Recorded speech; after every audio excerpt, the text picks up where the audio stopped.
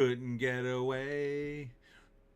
And I ran so far away. Let's see if this worked. Couldn't get away. All right. Yeah, I'm sporting a Flock of Seagulls haircut tonight as we're doing the live stream where we do it live. I'm here with little Joan, who is being a very bad dog. She has not gotten a lot of attention, and so she is demanding lots of attention today. So she's going to sit on my lap until I can't stand it any longer, I guess. Welcome to the live stream where we do it live. Huh. What a weekend I had. Pretty good, but very tiring. Very tiring weekend.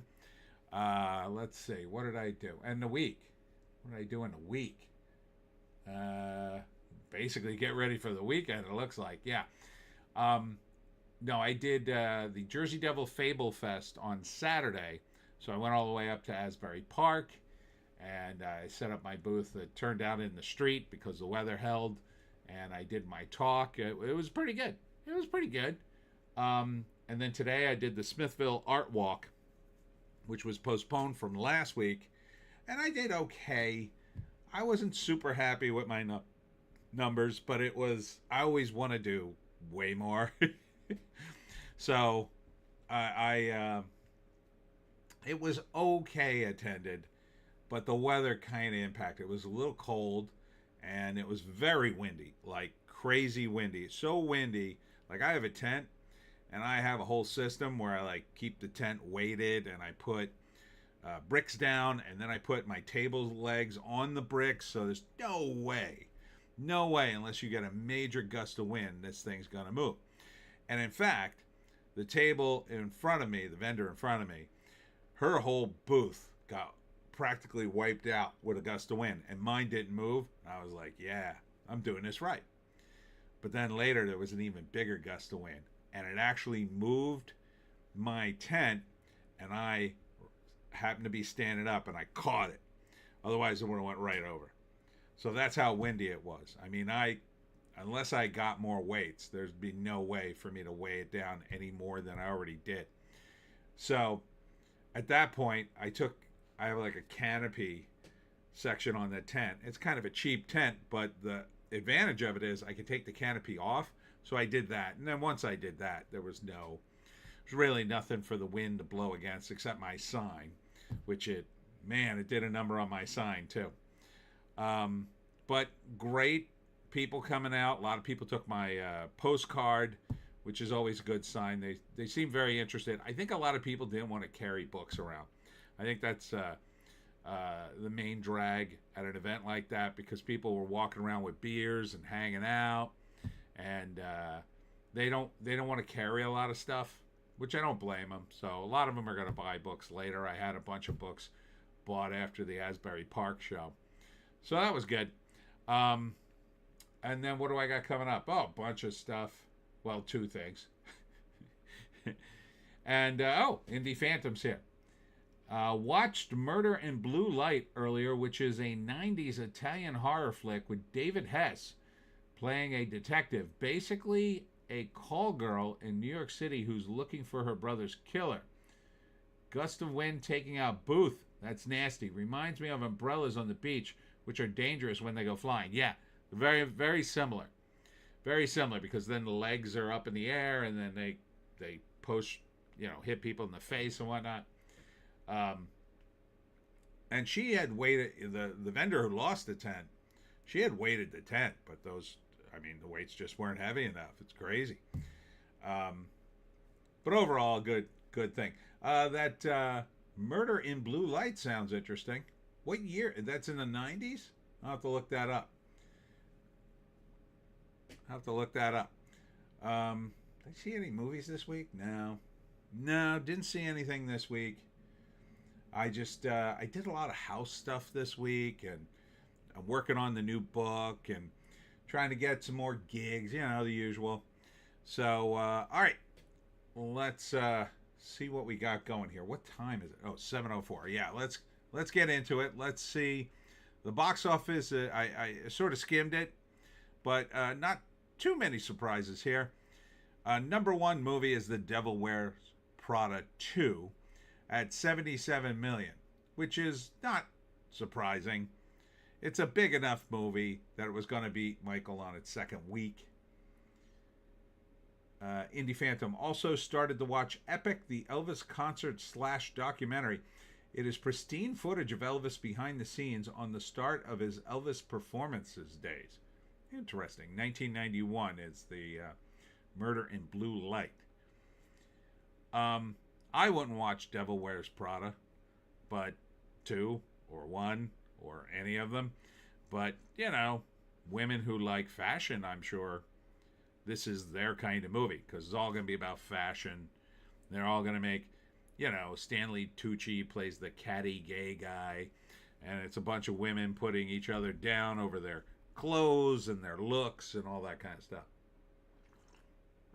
Women being catty. That's what I would call the movie. So I would greenlight it, absolutely. I mean, it made 77 million. What do we know what it cost? It shouldn't have cost too much. Although they did, I think they went to Italy. Oh man, great. The numbers is not going to be quick this week. All right, let me ask the AI. What's the budget for The Devil Wears Prada 2? I guess 30 million, maybe? 100 million, wow. An estimated total break even is around 250 million worldwide. It's kind of a lot for that movie. Indie Phantom, Devil Wears Nada would be better. Ha! So at 77, can it make its money back? Next week, 35, 36. No, wait. It'd be more like 38. Indie Phantom, I am worried about more lame chick flicks as a result. Well, hold on. I don't think it's going to make its money if it has to make 250 million, because next week it'll do about 38. That'll put it at 115. The week after that, another 17, 19, let's say. Let's be generous and say 20. You know, you're at 135. 10, you're at 145. And 5, you're at 150. That's not going to make another 100 million during that week. Maybe another 40, 50. So I think you're going to come up short on that movie. Joe Meir Hobbs is here. Hi, Joe Meir Hobbs. So I don't know. I don't think it's going to make its money back unless next week it has, you know, a drop of much less than 50%, like it drops maybe 35. Then maybe. I don't know. I don't really hear much buzz about it. It looks kind of like the same movie as the first one. Indie Phantom, I think the drama has turned a profit. Well, we'll take a look at that. Joan, what do you got on you here? I don't like this. What is this? Uh-oh. You got a thing? Oh, no. Is this a bug? Oh, I might have to get this off. Joan, hold still. Does that hurt you, Joan? What is that? Hold still. Oh, man, Joan. What is this? No, is this just in your fur? Your hair. She has hair. She doesn't have fur. Yeah, I think it is. Indie Phantom, Michael holds well. Animal Farm was getting savaged by the sites I follow. Angel Studios have seemed to take a turn. Yeah, I don't really get them greenlighting I don't even know what you call it, a reimagining of Animal Farm. Seems like a really dumb move. Even if you were going to try to be anti-communist with it, which they... I mean, one op-ed I read said, yeah, no, it's anti-communist. It's just a different kind of anti-communism. I don't know. I don't really care. I don't think you should take a classic and try to do that.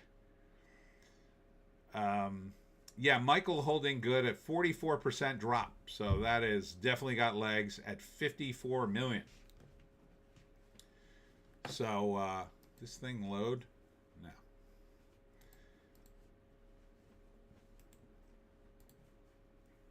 But this movie needs to make a lot of money.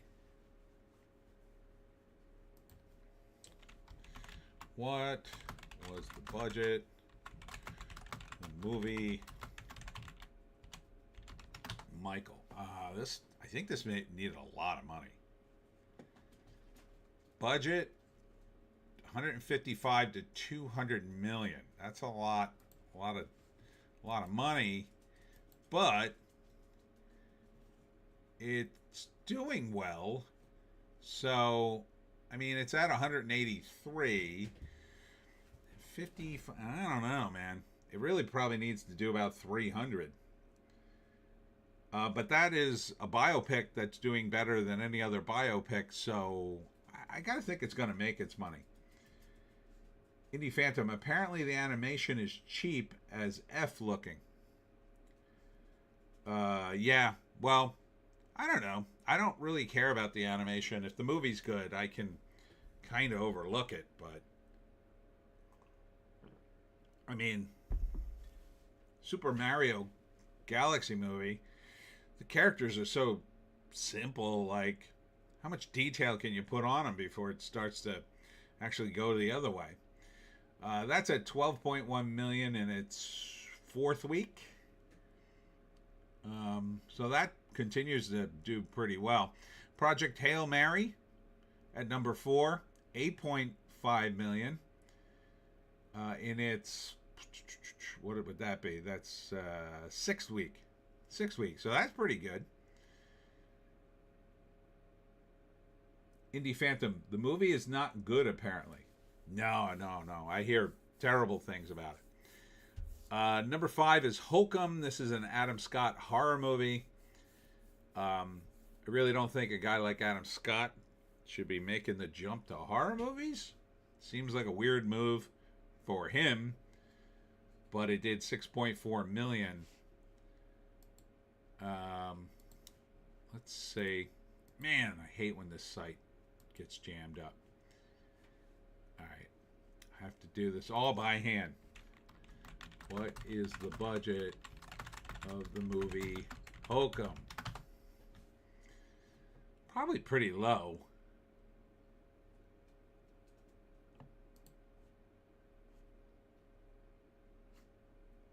Yeah, it doesn't say. Oh wait, 5 million. Oh wait, it's only at 5 million. Well, that could be possible. I mean, it's a low budget horror. If it's already at 6 million, that's pretty good. This should probably break even, at least, and make a little money. Animal Farm, I think, cost a bundle, and it looks like a total flop. So that's at 3.4 million. Indie Phantom, I think the last animated movie I saw in the cinema was a revival screening of Heavy Metal, my favorite animated flick. For newer ones, I saw Paranorman. I saw that. That was pretty good. I also saw Up. Up is really good. I highly recommend Up. Oh, that opening sequence is so gut-wrenching. I've never seen an opening sequence that hit me so hard as the opening sequence to Up. It is so unbelievably good. I have a cinematographer friend. He hates animation. He refuses to see anything animated. Like, he won't go see it. And I tried to push hard for him to go see Up. He wouldn't see it. He would not even. I said, just watch the opening. It's like, nope, he won't watch it. He hates it. I mean, he's a cinematographer, so I guess that's somehow anti-cinematography. I don't know. But Animal Farm, yeah, this movie is no bueno. Andy Serkis directed it. And I'm a little shocked at him. I'm shocked at Angel Studios. What is the budget of the animated Animal Farm 2026? It was high, I remember. I don't know, 35 million? That's it? That seems really low. Well, that animation must be terrible if it's only 35 million.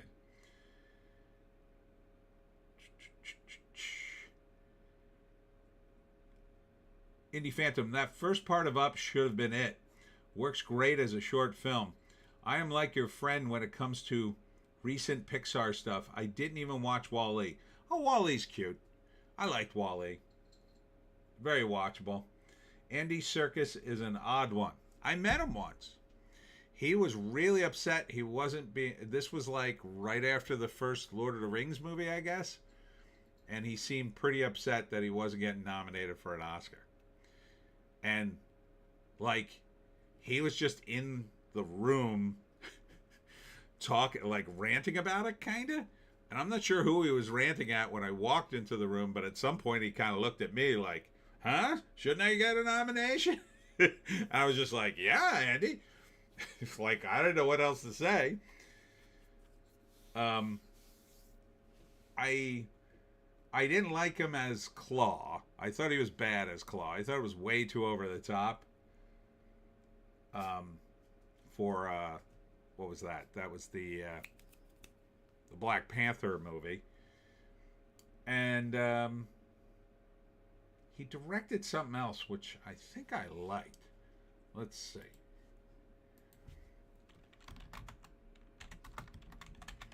But he seems like a very driven guy.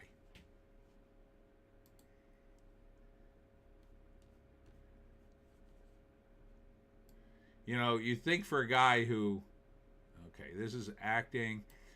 You think for a guy who's made his bones playing essentially a puppet, he wouldn't be that, you know, driven, but he's friggin' driven, I think.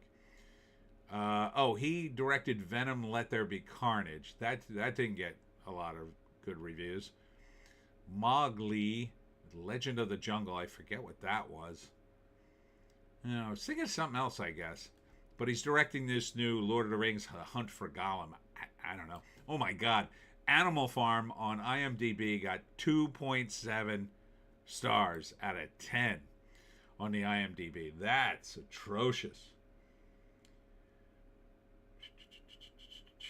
Indie Phantom, an Oscar, bizarre. Wasn't the Peter Jackson King Kong? I wonder how that aged. I was pretty mixed on it. He did a Venom thing. Was he in? Let's see. I guess he was in King Kong. That was a while ago. I kind of liked King Kong. And he's been in a lot of stuff.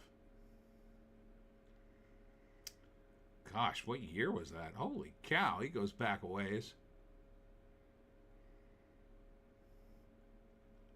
There's Return of the King, the Two Towers.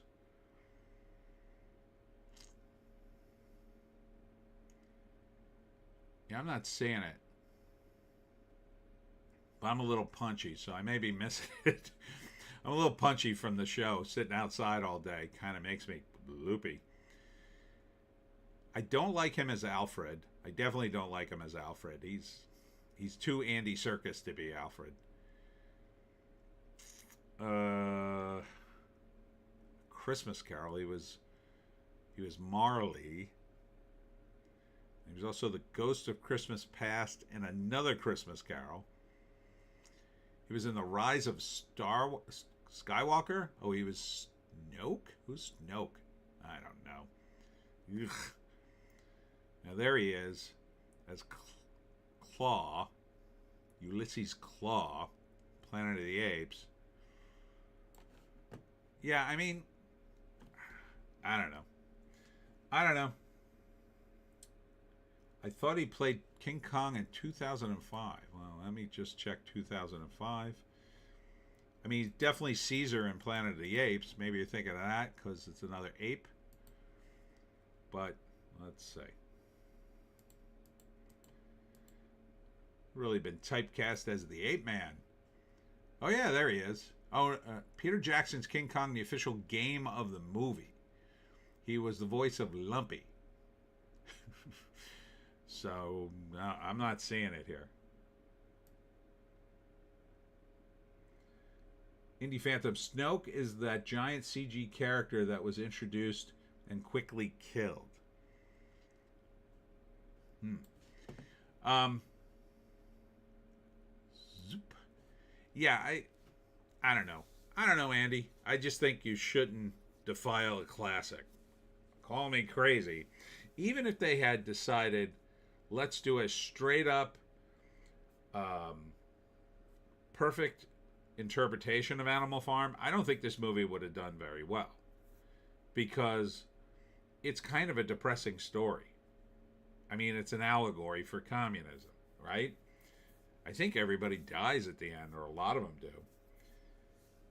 Indie Phantom, okay, he was just lumpy. One of the crew, Jack Black, brought. Okay. Um, so I don't even think he could have pulled Animal Farm off if he had done it justice. I think it still would be a total bomb. But the idea you're going to take a property like that and put your own spin on it, and somehow people are going to come running to see it, is insane. I mean, that's like, I think that speaks to ego. I think that's an ego-driven thing. The idea that you think people are dying for an interpretation of Animal Farm, like, you know, I'm out there selling books. I got to tell you, people are nice, but a lot of them will just say, "Oh, I don't read." They just say that straight up. Like, you know, it's odd to me. What chance do you have to bring in someone like that to a project like Animal Farm? Because they're not going to see it. I mean, they're just not going to see it. It's based on a book. They haven't read the book. So what do you get out of the title?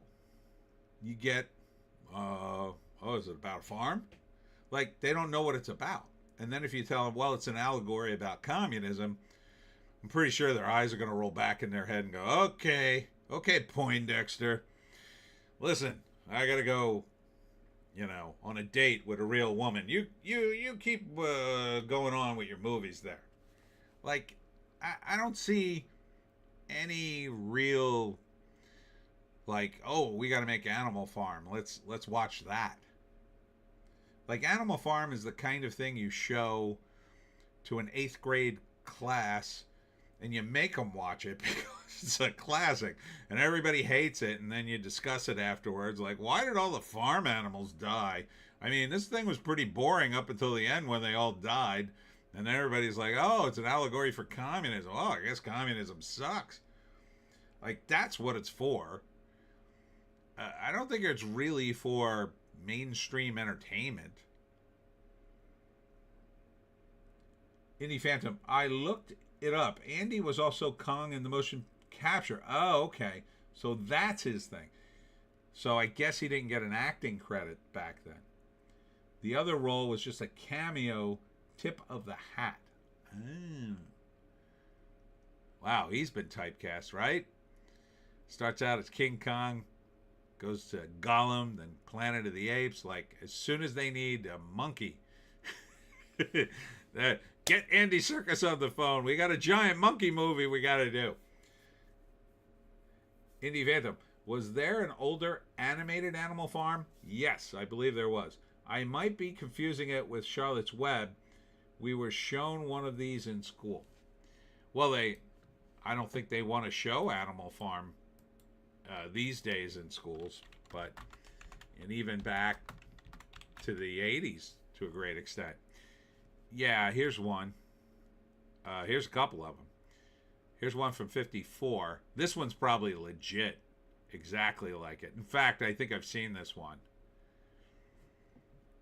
There's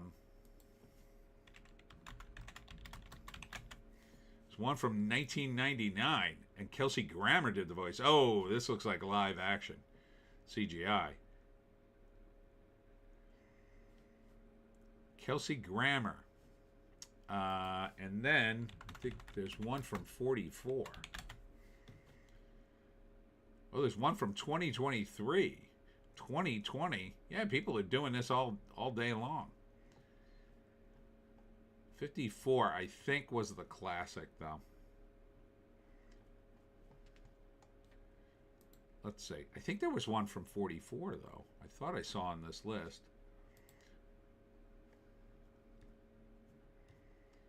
No, I guess 54 is the oldest one.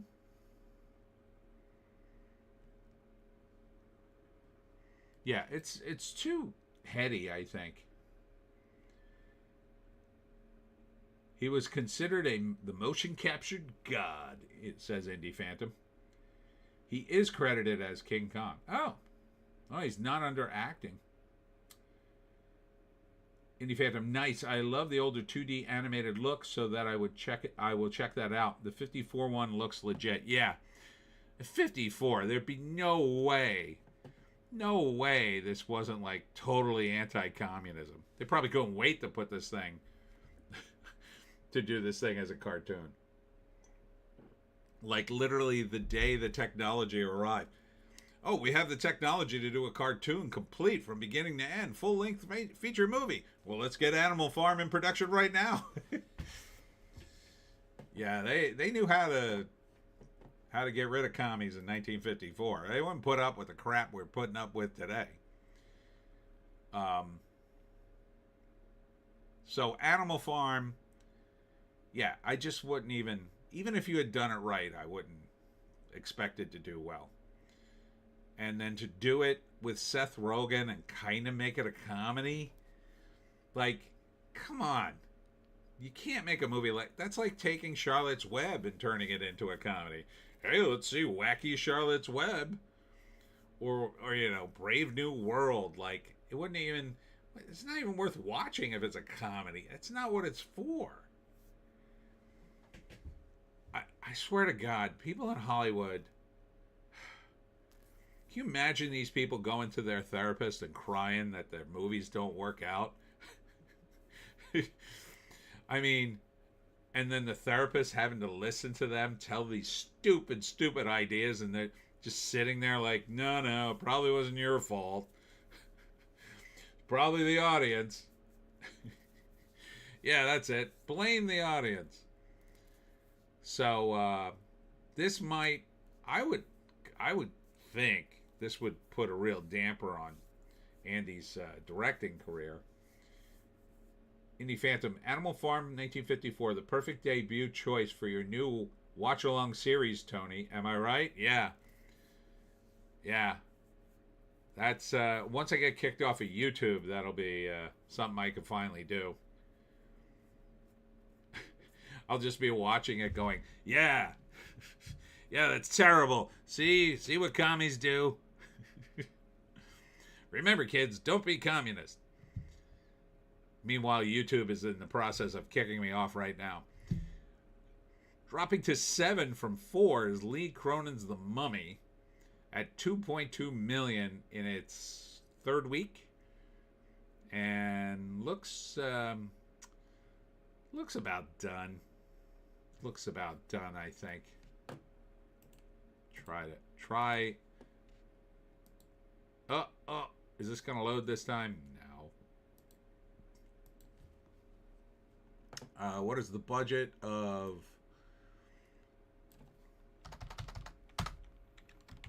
Lee Cronin's The Mummy? I forget. This one was maybe a little higher. I can't believe Animal Farm's only 35 million though. Indie Phantom, if you heard Circus complain, you were probably not the first. Oh yeah, The Mummy only had 22 million. God, they're really cutting back. Well, good for them. So, The Mummy only had a $22 million budget. It's at 27, but that would mean it needs about 55 to break even. I don't think it's going to make it. I think that's done. I think you're cooked.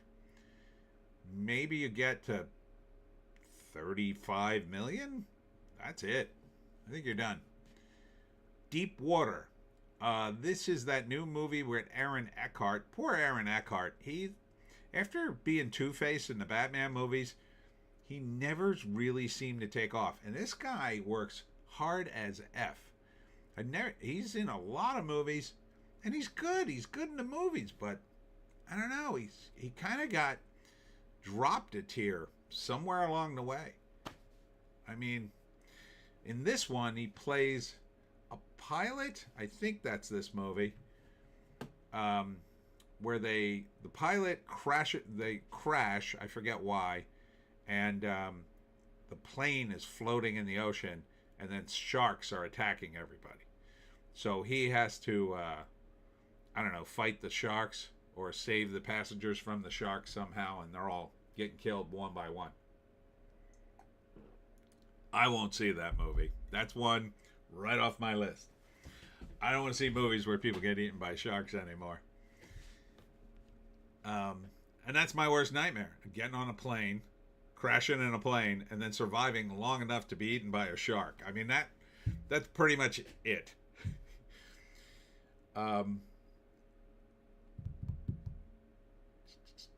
Indie Phantom. I think that I Frankenstein movie killed Eckhart for a while. I forgot he was in that. What was he in that? Was he the monster? He does a lot of low budget action now.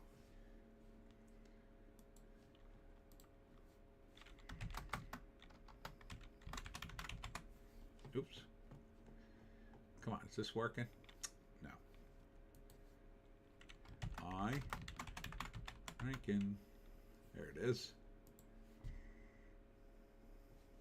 Oh, he was the monster. Huh. I had no idea. Yeah, he was the lead.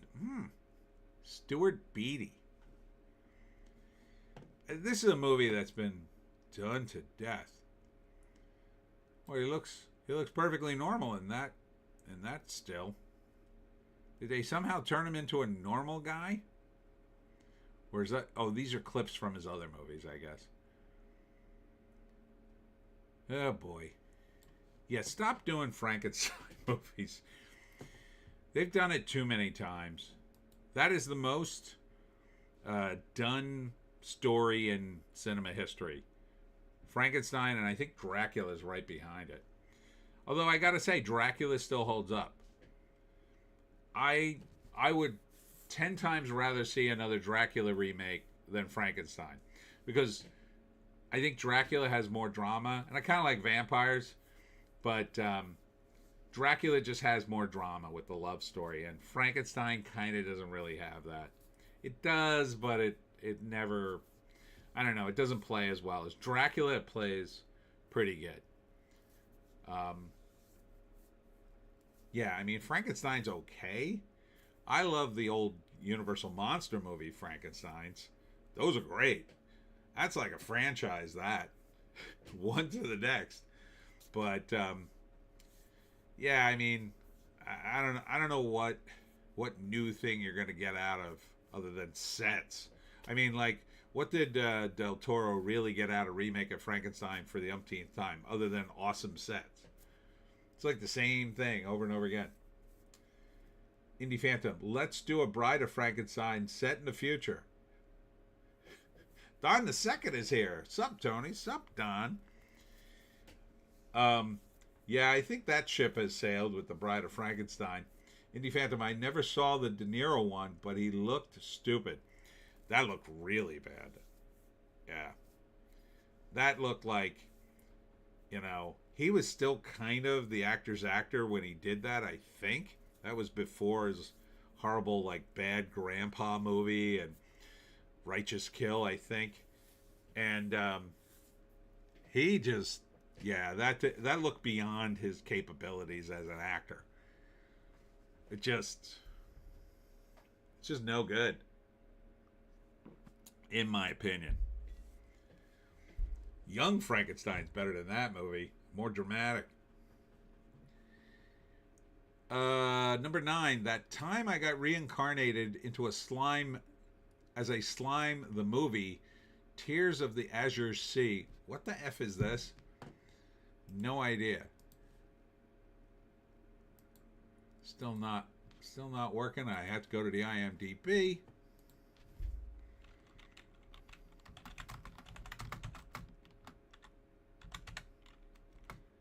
Oh, here it is. The time I got reincarnated into a slime, the movie. Oh my god, this is anime. Indie Phantom, I saw a clip from, I think, one of the Family Guy shows, and the guy is pissed that De Niro at a bar, and he says, like, shut up, good actor and bad actor Robert De Niro. Hilarious line.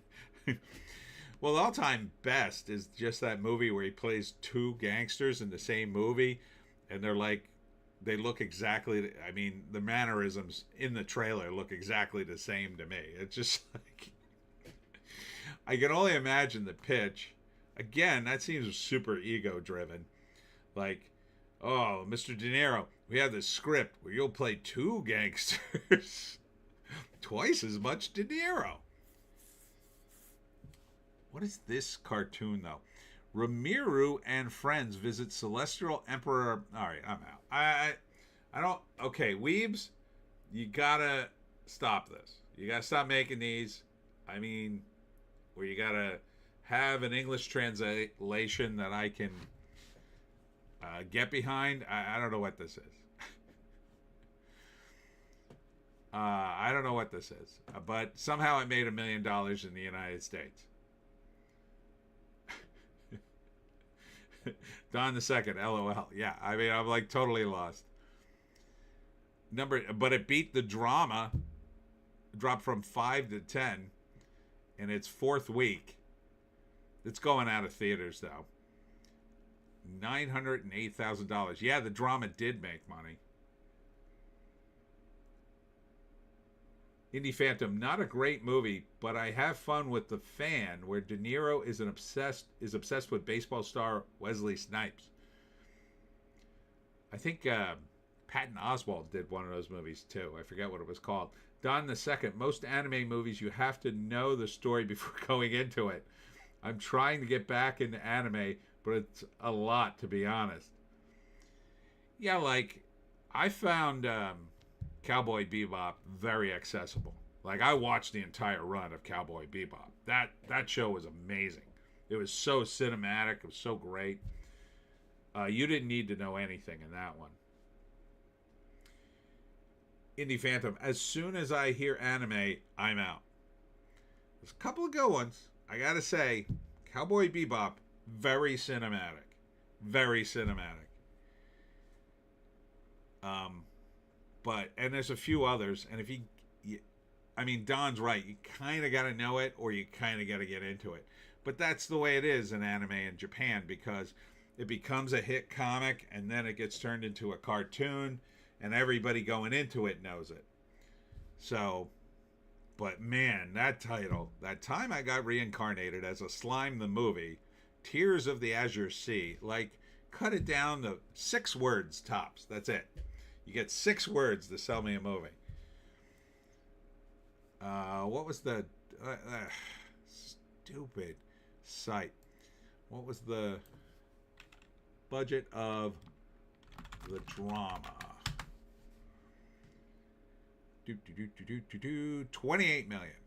All right, and what do we add here? 46 million. That's gonna be close. 28 million. No, it won't even be close. 28 million, 56 plus another 14. Yeah, you're gonna have to do like 70 mil. You ain't getting to 70 mil now. You're at 46 and you're not even doing $1 million. That's done. That's done. Hoppers, number 6. Didn't look good. It's in its second month. Coming into its third month. Number 12 is RZA, 1 spoon of chocolate. I think it should have been called Spoonful of Chocolate. But that's just me. It only made $500,000. And I don't know what the budget. This one could have a very low budget. Let's see. That was a faster way of doing it. No idea. User reviews and critic commentary indicate that the film has a severely lacking budget and is described as half-baked production with limited resources. Well, Don the Second, how the movies keep getting funded, most of them don't even break even. Well, here's the thing, and this is just my theory, Hollywood. Number one, I think they're lying about the books. They are making money, but they're making it look like they haven't made any money. So what they do is they keep paying themselves as employees of the movie and then count that as a cost to the movie. And that's how they keep paying people. So, for instance, you don't want any net points on a movie, right? So if they offer you, hey, you want 2% of the net gross of the movie, some people might go, oh yeah, that sounds like a lot of money. It's zero money, because they'll never show that the movie you worked on made money on the books. So net is after the expenses, so you'll never get any money. However, if you're one of the leads or an important person in the movie that is important enough to go on the promotional tour, they'll pay you to go on the promotional tour, and that's like a bonus of money, right? So when, let's say, I don't know, Robert Pattinson and Zendaya go on a promotional tour for the drama, they paid them a bunch of money. And that while they were on the tour, they have their hotels and food and everything's being paid for. So not only are they making money, they don't have to spend any money to live during that time. So they're having a great time and they're famous, so everybody's just buying them stuff. which is the one great thing about being famous is, depending on your contracts, like, you know, if you go into a clothing store, the people in like a designer high-end clothing store, it's very likely the owner will come rushing out and give you a bunch of clothes if you'll just take pictures in the clothes, right? You'll just get a bunch of, you know, thousands of dollars worth of free clothes just for taking the pictures. You know, perks like that. I mean, when they go to the Oscars, they get all the Oscar crap. That's worth thousands and thousands of dollars just because they're happy to give that away to celebrities in case they use their product, or in case a lot of times it's vacations. So in case they're, you know, out doing a movie and then they got a week of downtime, they come to the resort and you take pictures. Oh, look who's here at the resort. Or just even if they don't take pictures, just the fact that a celebrity was at their resort looks good on them. Indie Phantom, half-baked is a good way to describe Hollywoke these days. But yeah, so a lot of these movies on paper don't appear to make any money. But, so the formula is they're splitting the box office receipts with the theaters, right? So, excuse me. I gotta blow my nose a sec.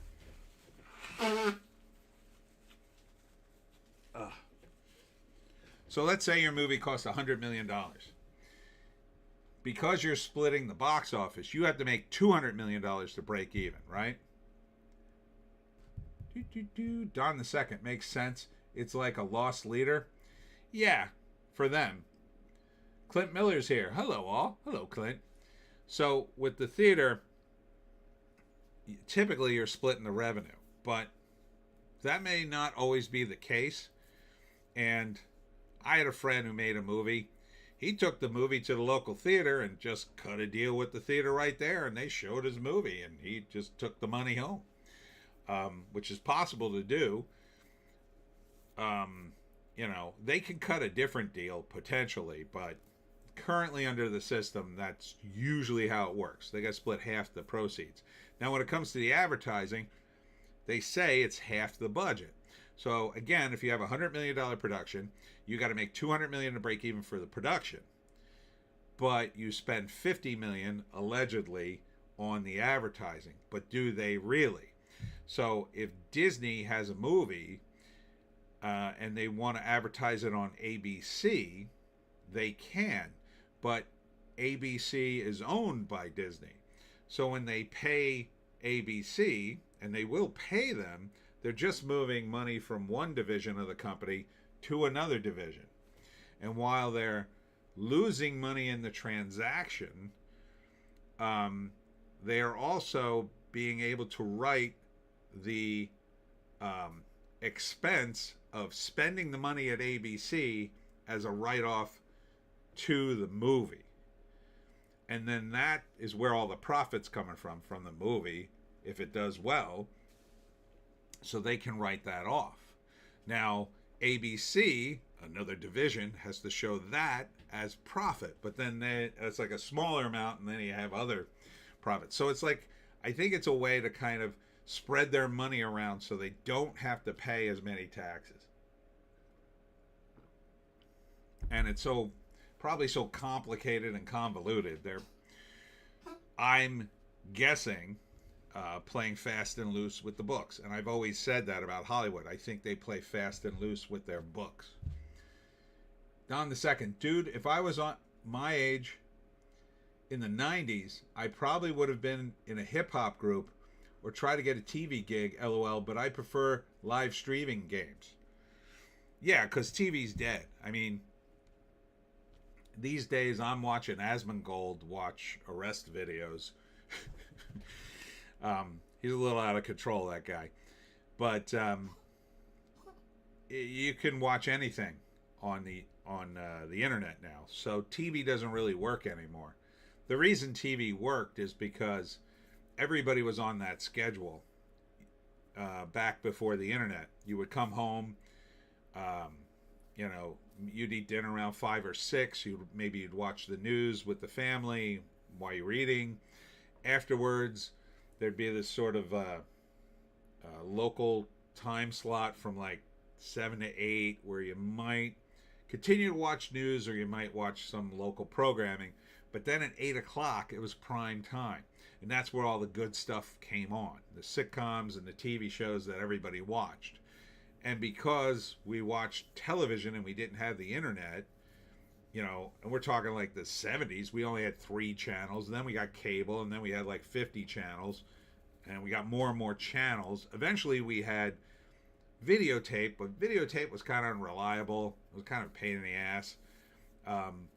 But TiVo and stuff, that got better, and people got more atomized in terms of when they watch stuff. Like, people started TiVoing everything and then watching it later, so they got behind on stuff, and then they just delete it out of their queue. Now you have the internet. You can literally watch anything at any time of day. So nobody's going to stop what they're doing to make sure they're available at 8 p.m. to watch a TV show. That's insane now. You don't have to do that. If you want to watch something at 8 p.m., what you do is you look to see what the hell it is and what platforms play it. And then you can watch it whenever you want. Or, some people, not me, pirate movies and TV shows. They can watch it whenever they want. Whenever they feel they can pirate the movie. So it's a different world now or you just watch, you don't even watch the movie or TV show, you watch, like I watch a lot of criticism of movies and TV shows. That's like what I like to watch now. I don't actually watch the movie or the TV show. I watch the criticism of the movie or TV show to the point at which I go, oh yeah, I don't want to watch this. Now I've spent 3.5 hours watching criticism about a 90-minute movie to come to the conclusion like, yeah, I'm not going to waste my time 90 minutes and watch that piece of crap. I just spent 3.5 hours watching criticism of it. So that's what people do now. Or you just do what I do and watch people fall down the stairs on YouTube. God, it's funny. Indie Phantom. Asmongold is a bit too twitchy for me. I like his takes, but kind of don't watch him anymore. Yeah, today he had a really sort of, I don't know what to call it. People on the left would call it fascist. It's kind of hard to argue against it. He had this take like basically saying that we should take all the Antifa guys and just kind of round them up and put them in camps. And I was just like, whoa, what the hell? I don't know. He might have been making a joke, kind of a weird joke, but yeah, it was too much if he was serious. I don't know if he was serious though. Indie Phantom, wait a minute, Tony. If I want to see this live stream, I have to watch it at 7 p.m. Sunday. Oh, right. If you want to watch it live. Don the Second, should people feel bad for the pirating movies? That's an interesting question. I mean, you know, I don't know. On the one hand, first off, I think it's a dumb idea to pirate anything because it's very likely eventually you're going to download a virus that destroys your computer. You will. It's a matter of time. It's not a matter of if. It's a matter of when you download that virus and your computer's effed. Your computer's absolutely effed. And here is my weekly call from one of my family members who still hasn't gotten the message that I do a live stream every single Sunday at 7. Yeah, so feeling bad, like, I would feel bad if I pirated a movie and I liked it because I want to patronize movies that I like so they make more of them. I don't feel bad about I wouldn't feel bad about pirating a movie I hated, but then again, I'd hate the movie and I wouldn't even tell anybody about it, I guess. I don't know. I guess they should in some respects, but I also understand people don't have any money. I'm one of those people. And I just find a lot of free movies to watch. I mean, there's Tubi. Tubi's got a lot of really good free movies on it. I mean, there's a lot of good movies on Tubi. Surprising amount. I watched that fast food movie. I forget what it was called, where the serial killer comes to the fast food place and the staff try to capture him because there's a reward, but then of course they end up capturing the wrong guy and then the real killer shows up. It was pretty good.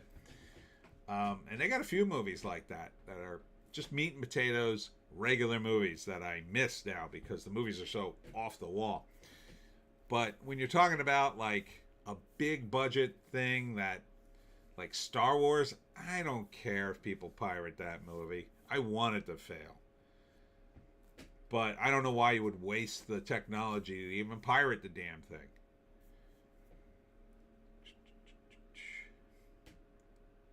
So my short answer now is no, don't pirate movies. It's illegal.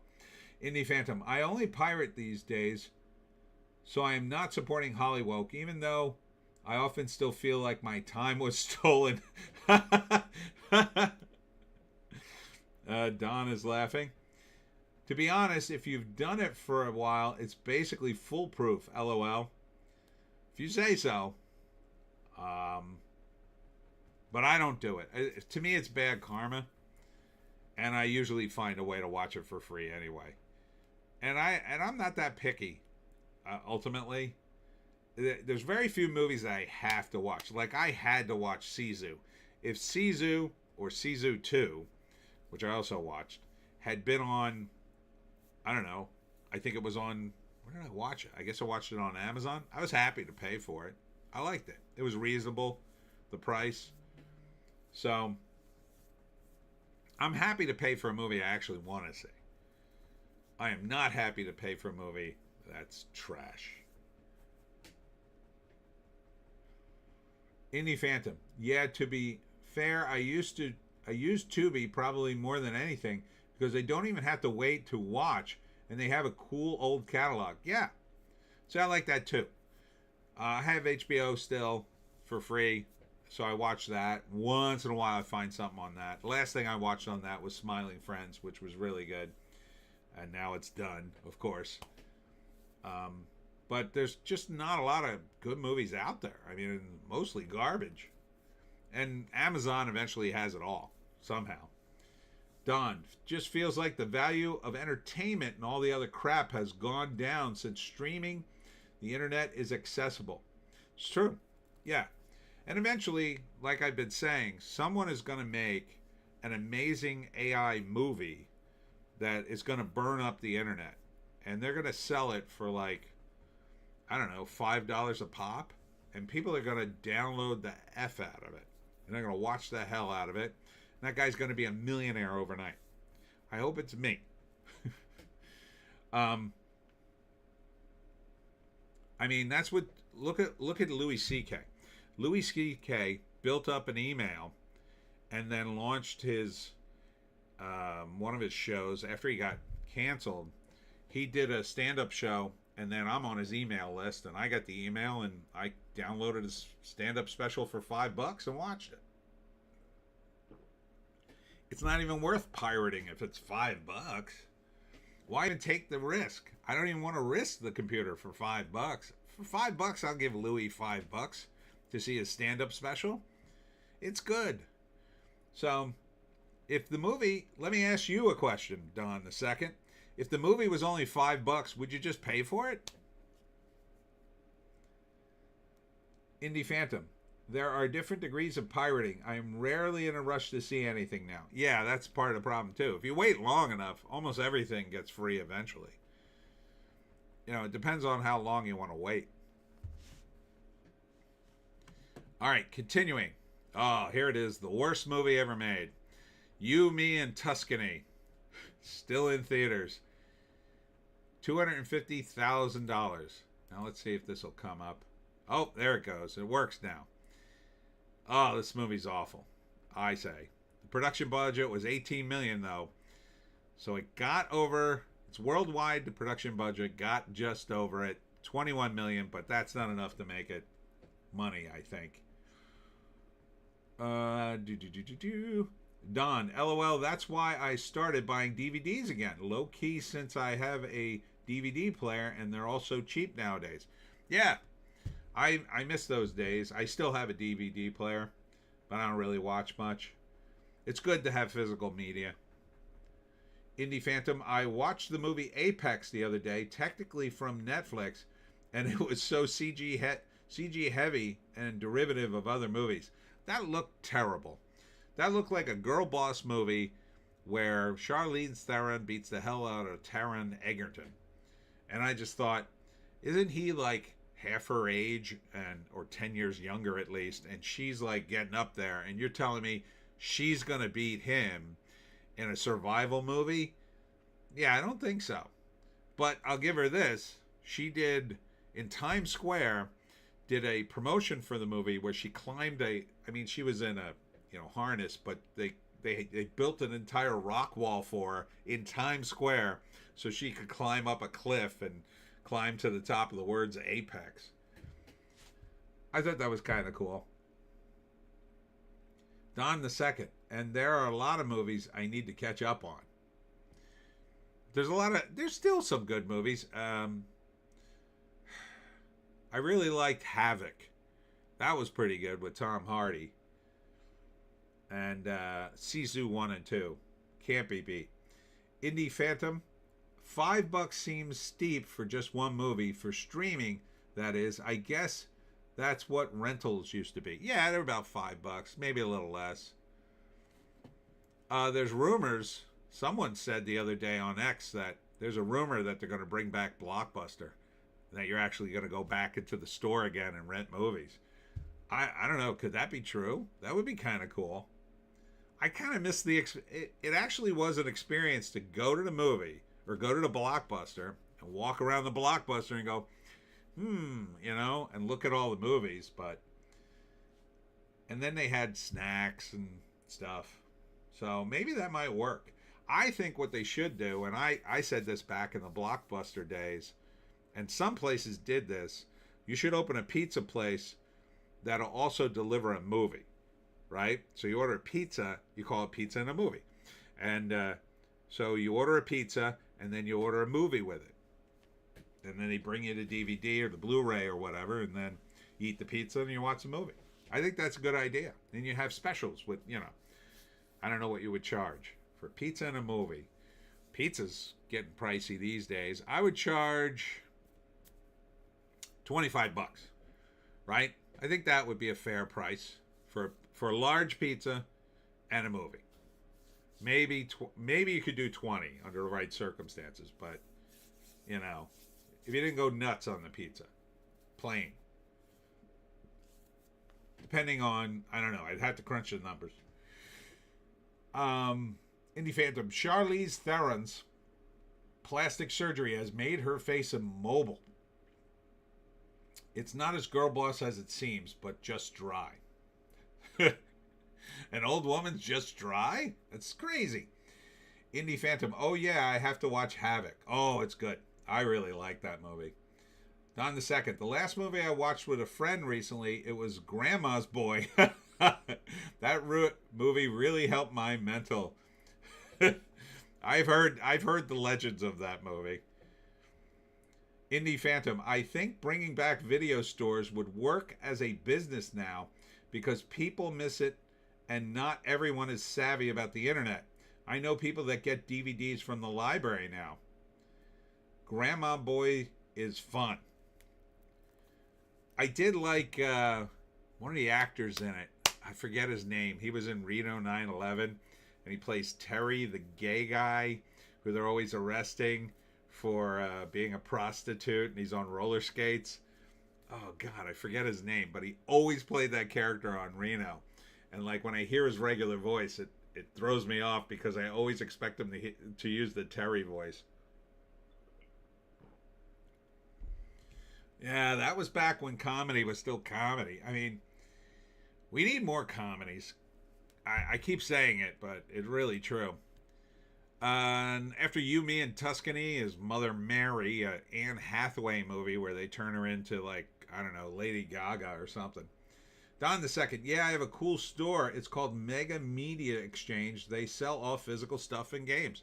I think that's going to become more popular again. People are really sick of the idea that you rent all these movies, and the idiots who bought them. I mean, you're buying a movie from a platform. You really think they're going to keep your library up? They're not. You know, I'm perfectly fine to rent a movie off a platform. It's convenient. The price is right for now. You know, if it's a fairly recent movie, $20. If two people are watching it, that works out to $10 a person. That's fine. If you got a room full of people, it's a great deal. But you're gonna buy the movie on like one of these platforms? You're insane. They're never gonna let you keep that. Indie Phantom, I watched Run Ronnie Run via Sleazy P Martini. He mostly roasted it, but Nikki Cox in a bikini in that film was a highlight of highlights. Huh. Run Ronnie Run. I remember Run Lola Run. After that, Over Your Dead Body. This is a movie that's an actual remake of The Trip. It only made $2 million. Wait a minute, is this the second week of this movie? I think it is. Oh my God, it dropped 89%? What are you kidding me? That movie's cooked. They never should have remade that.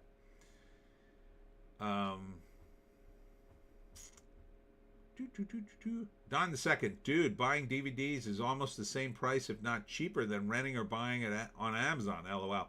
Yeah, but they won't have the movies I rent on DVD yet. That you know, they're too new. Typically, the moment it hits platform, like on Amazon, if it's something I want to see, I'll rent it.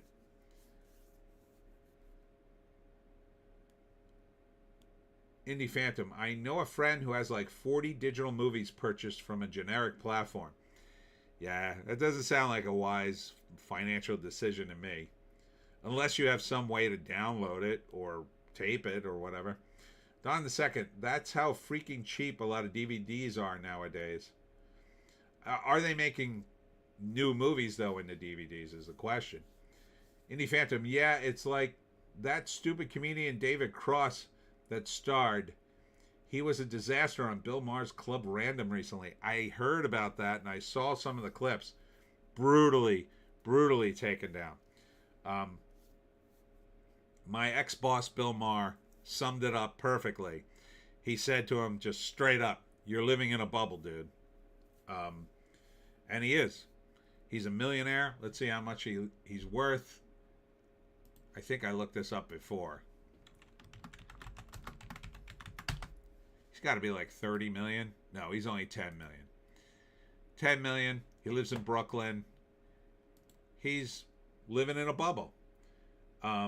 He got absolutely roasted on Club Random. And people were talking about it all over the internet because it was so embarrassing. Like, it was really embarrassing. I don't know what he expected going on Club Random with Bill, but Bill took him to task, and he's going to get taxed right into poverty, I think, David Cross. In New York, he's living in Brooklyn. Yeah, he's worth $10 million, but Ma'am Danny's in charge. He'll be one of those guys that'll be forced to move out of New York, and somehow he'll still be left wing, and he'll blame Mandanny, but he'll call him an aberration. And he's like, no, we needed a real like democratic socialist. This democratic socialism hasn't been tried. That's what he'll say. Indie Phantom, my friend's platform folded was the punchline I missed. Oh, brutal. Don, yeah, that's a true, man, because a lot of the stuff I've been watching is from like a decade plus. Yeah, I mean, on the upside, Don, that's all the good stuff. That's when the like movies were still pretty decent. There's very few movies now that are even worth watching. There are really few. I mean, that's why I mentioned Havoc. That was a while ago. Sisu 2 was the most recent thing for me. I can't even tell you what's out. There's just there's nothing here. Maybe Michael. I would see Michael. And Project Hail Mary I want to see. But, like, I can wait. I don't have to see these movies. It's, I'll just wait until they're on a platform somewhere at a very reasonable price, and I'll go, beep. I'm sure my girlfriend she probably wants to watch Project Hail Mary. I'm not sure if she wants to watch Michael or not. But I'm sure at some point we'll watch him. Indie Phantom, Havoc has an awesome director, guy who did the Raid movies. Yeah, he's amazing for action. He's just, oh man, when they throw that washing machine off the truck at the cop car, it's just insane. Don the Second, that's how I feel. Like I've already seen some really great stuff, so I'm not in a rush. Just enjoying what comes by me. Yeah, right. And the price is right, so Indie Phantom, you can wait for Michael, Tony. I found it generic as F. Oh wow, just watch the real MJ.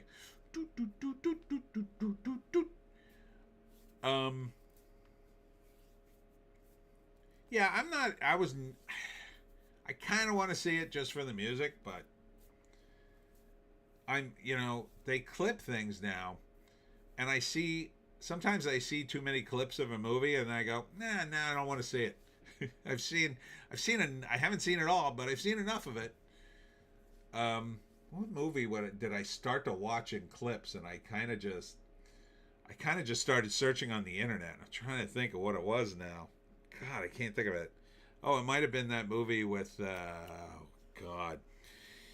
It's that scene from the mob movie where, what's his name? Primo locks the door. The bikers come into the mob bar. They ask him to leave, but they won't leave. So then Primo goes to the door and he locks the door. I can't think of the actor's name. And then they beat the hell out of the bikers. And then I started watching other scenes from that movie, and probably Goodfellas too. So it may have been that and Goodfellas. I just started watching scenes from it. They're all over the internet. You can put the movie together if you're dedicated enough. Sometimes I'm trying to remind myself the end of a movie. I'll just type in what final scene of Casino, and then boom, it pops up, and I watch it and go, oh yeah, that's what happened. It's like everything's on the internet eventually. After Over Your Dead Body. Oh wait, Over Your Dead Body is a remake of The Trip, which they shouldn't have remade because I think the remake is not true to the vision of the movie. But the original The Trip is amazing, and you should watch it. It's Nomi Rapace. I think it's Norwegian. It's not in English, but it's really good. It's about a couple. They both decide separately to kill each other while they're on vacation at this cabin.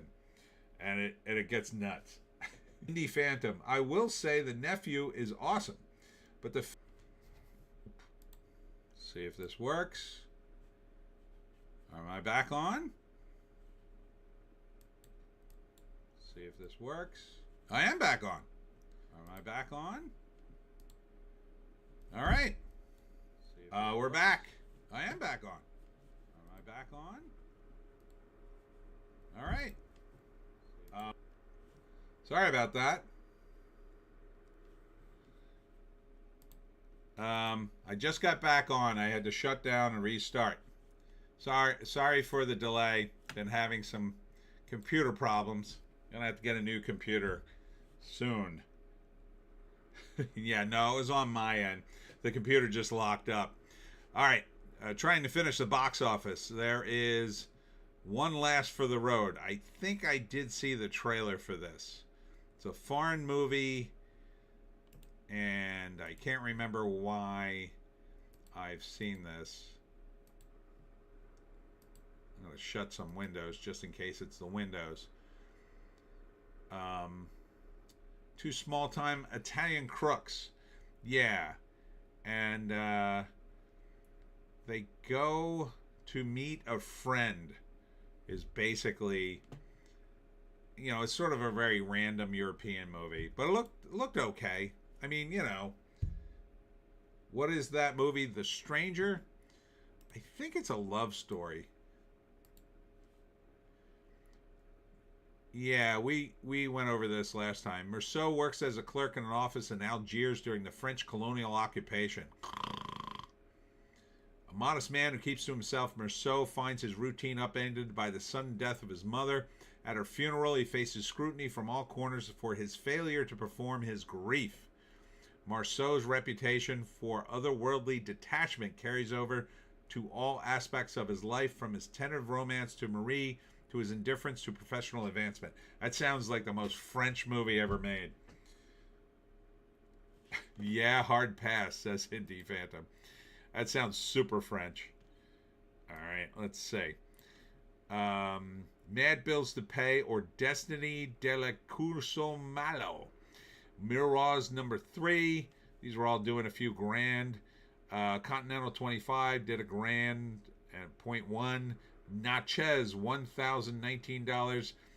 And at the bottom, John Lilly and the Earth Coincidence Control Office, $138 in 2 theaters. That's bad. That's bad even for 2 theaters.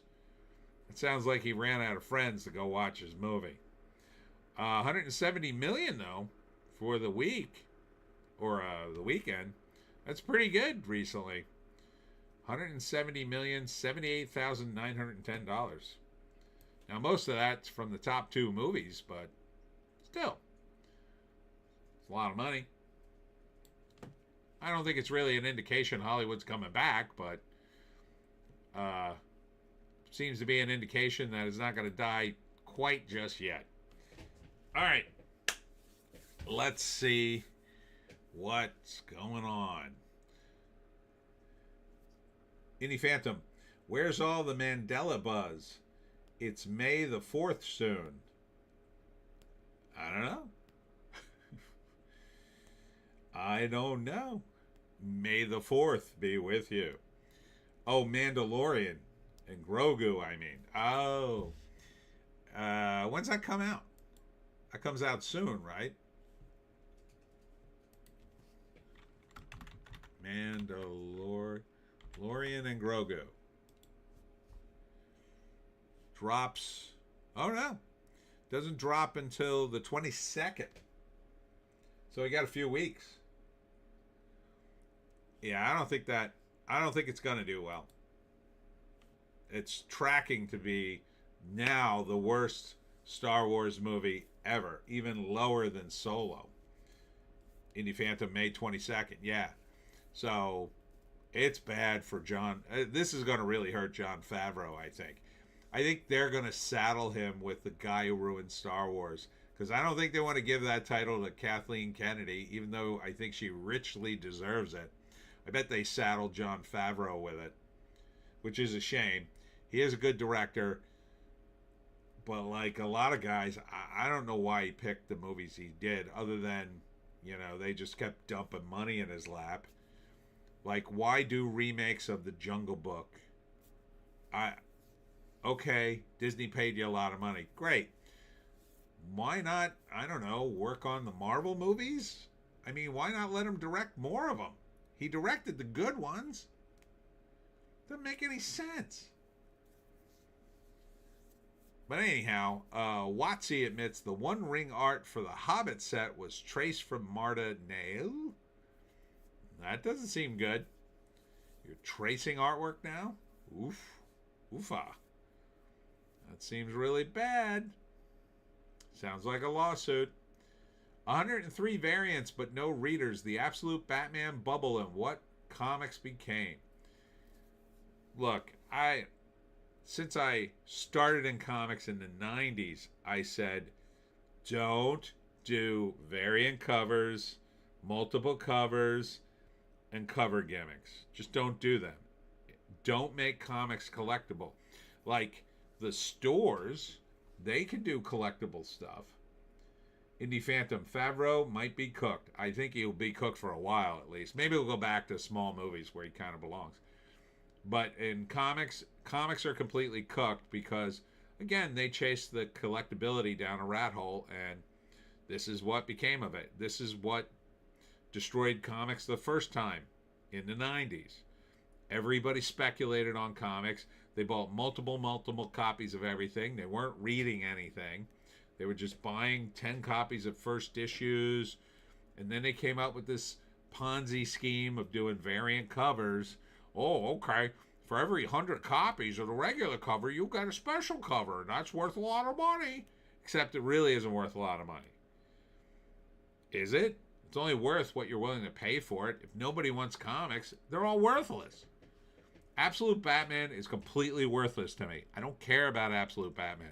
If you gave me a copy of it, I would either sell it because I hear it's worth money, and I'd sell it for next to nothing just to get rid of it and have money, or I'd throw it in the trash. I don't care about Absolute Batman. And I like Batman, but I don't care about Absolute Batman. I don't want to read any Tom King. It sounds awful. Indie Phantom, I remember the variant craze. Well, now it's standard procedure.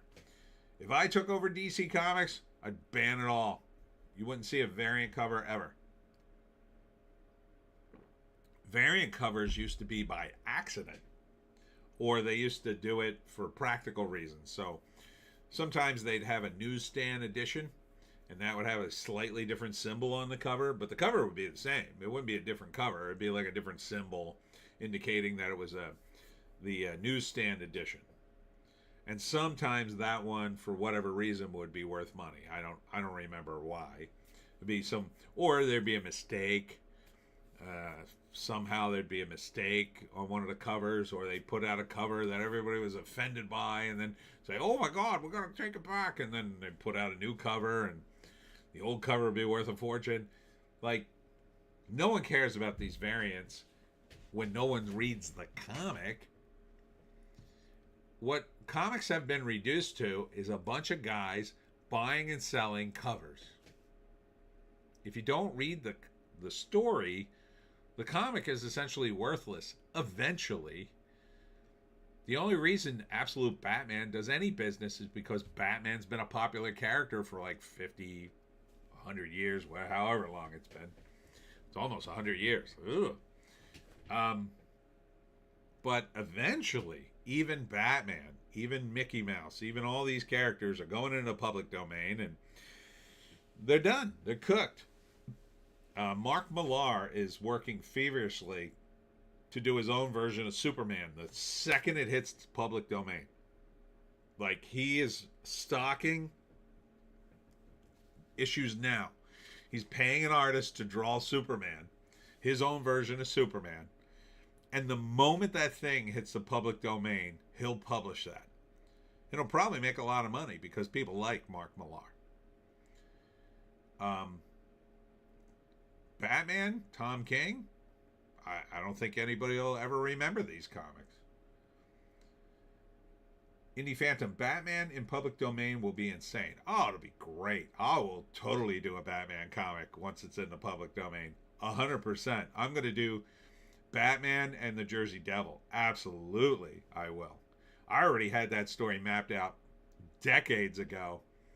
And I already got and I got to wait until all the, you have to be careful because some of the things that got created in Batman didn't get created till later, right? So like Robin is definitely later.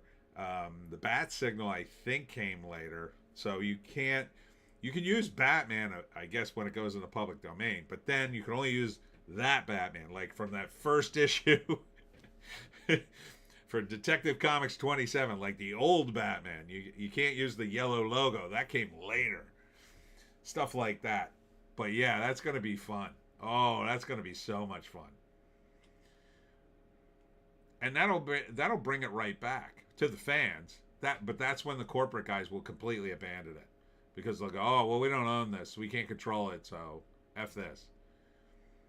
They'll try to kind of control their version of it. That's why I heard from behind the scenes that they were trying to make new Batman and Superman characters because the idea was, yeah, we got to pass the torch because we're going to lose these copyrights in a few years, so we got to have a new character in the pipeline.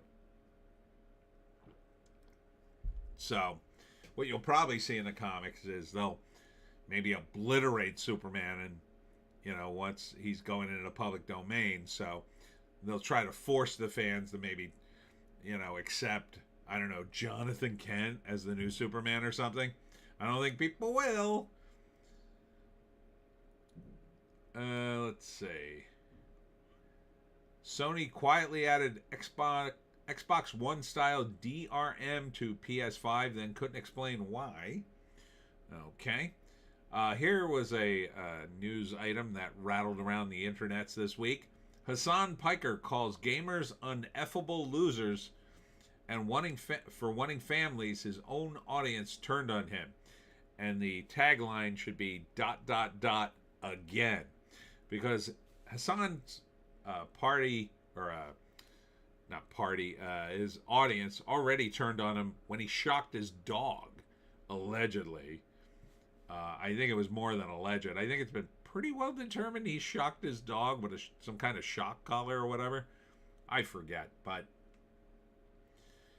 yeah, Hassan Piker is no bueno in my book. I did a short video on it. He was reacting to the videos of people playing a game called Pragmata, and part of the Pragmata game is you're an astronaut and you have to help this android who's a little girl, and she's a very cute little girl, and she draws you a picture, and it's like you become sort of emotionally attached during the course of the game to the android girl. And so people were reacting to it like, oh, I want to have a kid now, like that. Which, I mean, it's the internet. Who knows if you don't know if anybody's even being truthful on the internet. But he was reacting to that poorly, I'll add. Poorly, in my opinion. And again, who cares what Hassan Piker says at all? What else happened this week? Oh, there's more Doctor Who reboot rumors. No one cares, I don't think, at this point, but good luck with that. They were praising Robert Kirkman for, I guess, making Invincible good. I don't know. I don't find the show particularly good. I hear it's woke. Indie Phantom, guy is a loser. Speaking of Hassan Piker, I think. Yeah, I mean, I don't really get the appeal of Invincible other than it's yet another superhero comic. That's why I didn't read it the first time it came out. I was just like, I don't need another superhero comic to read. So good for him, I guess. He's doing well. I don't have anything against the guy, but every time I hear that it's getting woker and woker, I just go, oh, good. I didn't waste my time with that. Over at Variety, Devil Wear Prada 2 dazzles with, 233 million worldwide. Well, wait a minute. That sounds way more than...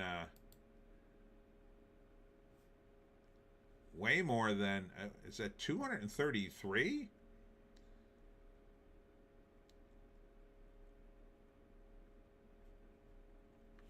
All right, let's go back and look at that, because I didn't think it was that much money.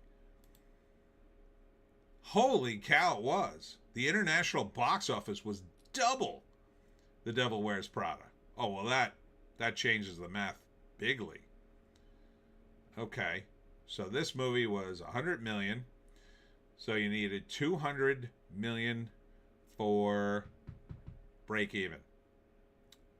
And then you need another 50 million on top of that. So yeah, this is money in the bank. Holy crap. I did not see that international box office. That's quite a bit. That's quite a bit. I didn't realize there were so many people internationally that wanted to see The Devil Wears Prada. My God.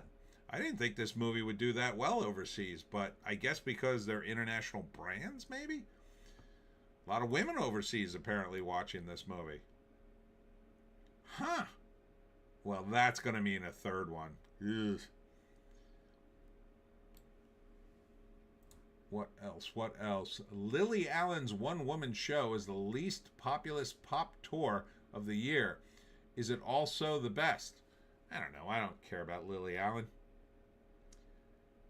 I barely know who she is. She's some actress, I think. Maybe she's a singer too. SNL and Aziz Ansari's Kash Patel partners up with Colin Jost, Pete Hegseth to talk Iran aggressively denying drinking. Okay, that's weird. So Aziz Ansari's finally on Saturday Night Live, and they immediately make him play the Indian guy. Okay. Let me get this straight. Hank Azaria can't do a poo anymore. A character everybody loved. But Saturday Night Live can call up Aziz Ansari to do Kash Patel. Okay. All right. Sure. Sure, Jan. Sure. Tony Awards. I don't care.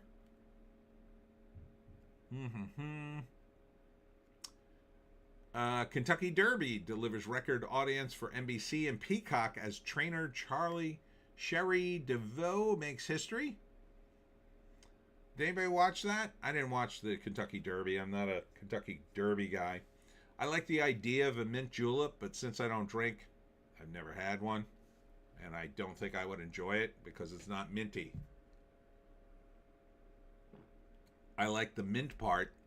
I don't like the part with alcohol. So, I guess I could get a virgin mint julep. Would that taste any good? I don't know. Is it minty? I've never had one.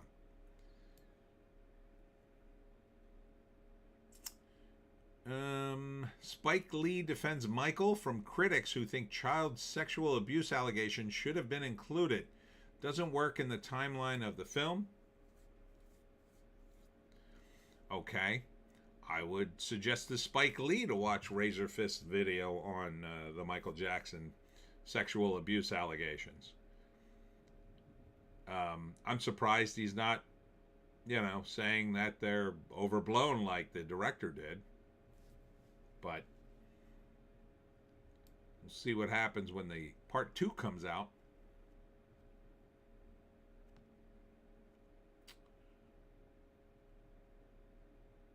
The Devil Wears Prada 2 hired a human artist to create the film's AI-generated meme. It was nothing but fun.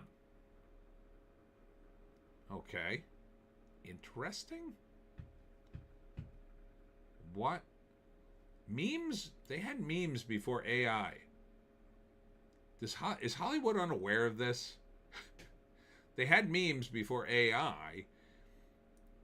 we don't typically, I mean, you can use the AI to create memes, but typically I've seen it used to do more than that. Like, it seems like a weird, I don't know.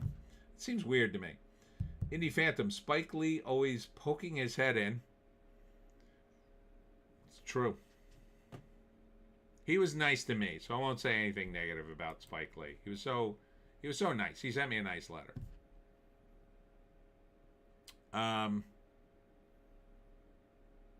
Nothing really here except Subnautica 2 early access hits May 14th. That looks like a fun game. I watched PewDiePie play the first version of it.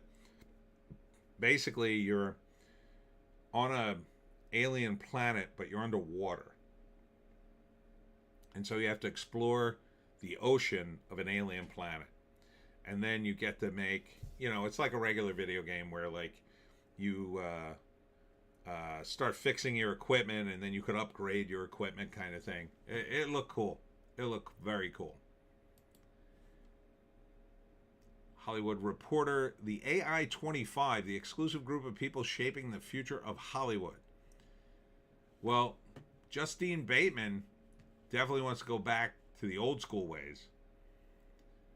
Ben Affleck over here, he's putting some money and time into his sort of AI version. I'm not sure what that's going to be. The rest of these guys I don't really know, except maybe, I think that's Sam Altman, right? Yeah, I don't know. I'm working on a thing. I'm going to try to incorporate the AI with me as Hemingway. So I'm going to see if it could cut together right. I haven't shot the Hemingway part, so I could try to edit it, but we'll see. I think it's going to be a lot of editing. But what I have to do is shoot the Hemingway stuff, I realized. Like, I kept playing around with the AI, making the devil stuff, and then I was like, well, I don't have anything to cut it with, so I don't know what it looks like. I don't know. I know the lighting's never going to match, but I'd like to try to get it close. What I really want to do, and I'm not sure how to do it yet. I haven't figured out how to do it. Well, I want to use the AI where you can put somebody's face in it and try to keep the face good, but I think you need like something more high-powered.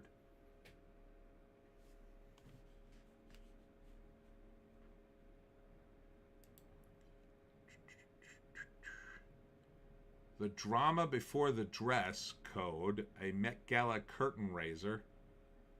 So wait, do we have to look at this because there'll be idiots in dresses again? No.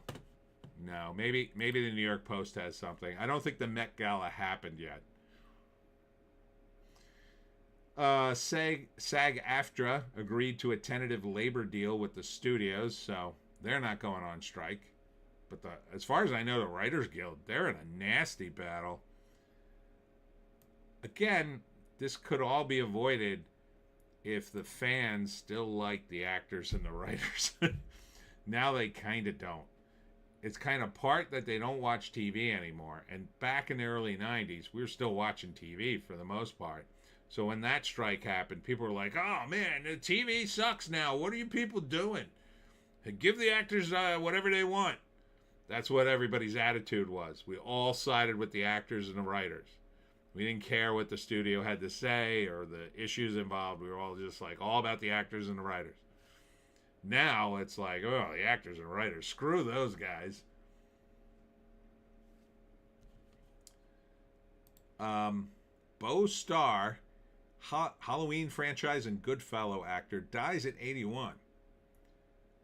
I don't remember this dude in Goodfellas. I guess he was one of the cops or security guards at the airport. I guess that's from Goodfellas.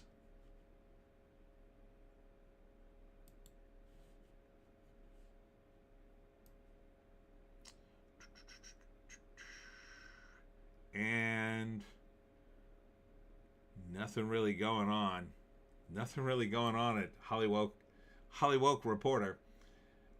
Indie Phantom, yeah, what was the gist of the 2008 writer's strike? It was a big one. Money, mostly on the internet. They wanted residuals from um, stuff that was going on the internet, Netflix and things like that. So that was that fight.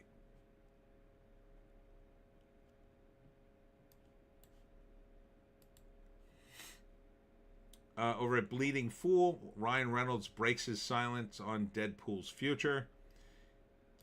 How can you make Deadpool and Wolverine and make a S ton of money? How much money did that movie break $1 billion? I think it did.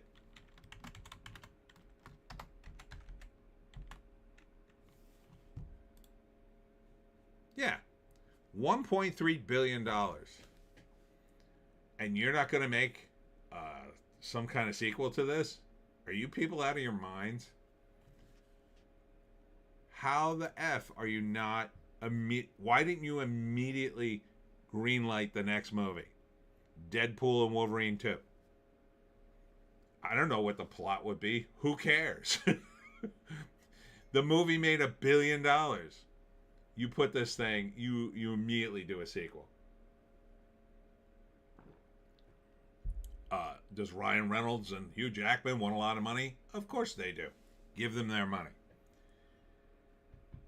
Indie Phantom. Oh no, I read that one. Attack on Titan creator regrets how the series ended. You know, I never got to the end of it, but I did watch some of the episodes. It's pretty crazy. Again, it's for weebs, but that's another one that it's pretty crazy show, Attack on Titan. I had an actor friend who watched it, and he never watched anime. He loved it. He burned through the entire run of it.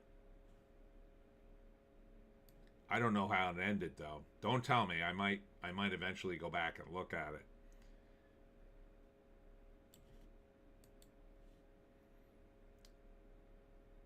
Indie Phantom, Ryan has enough family issues lately.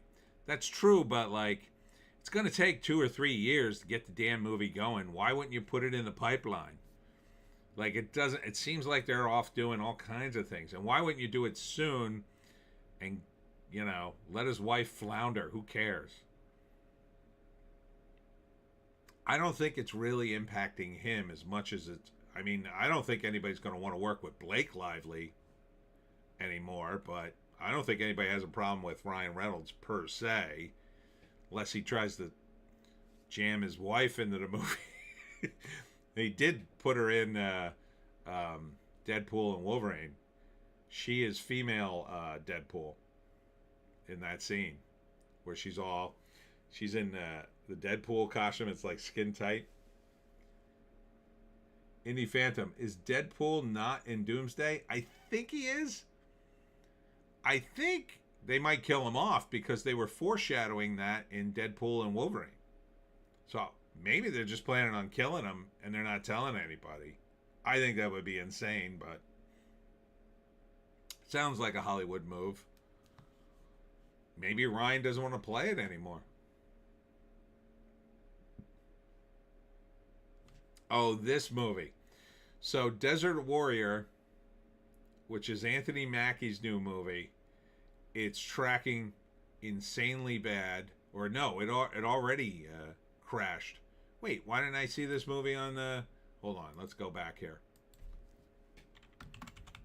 Did I miss this one? There it is.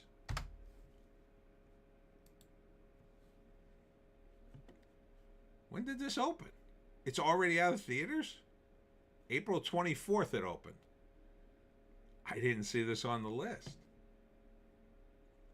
It only made... It didn't even make $500,000. And it cost $140 million. Let me say that again. It didn't make $500,000, but it cost $140 million. It's not on this list. It may be out of theaters. So last week, it showed up. Here it is, Desert Warrior. So it didn't even get a second week. They took it out of theaters that fast? No way. Yeah, it's not on here. I think the the numbers haven't come in. They must be so low they don't have them yet, or they don't want them to come in. Oh my God, that's a disaster.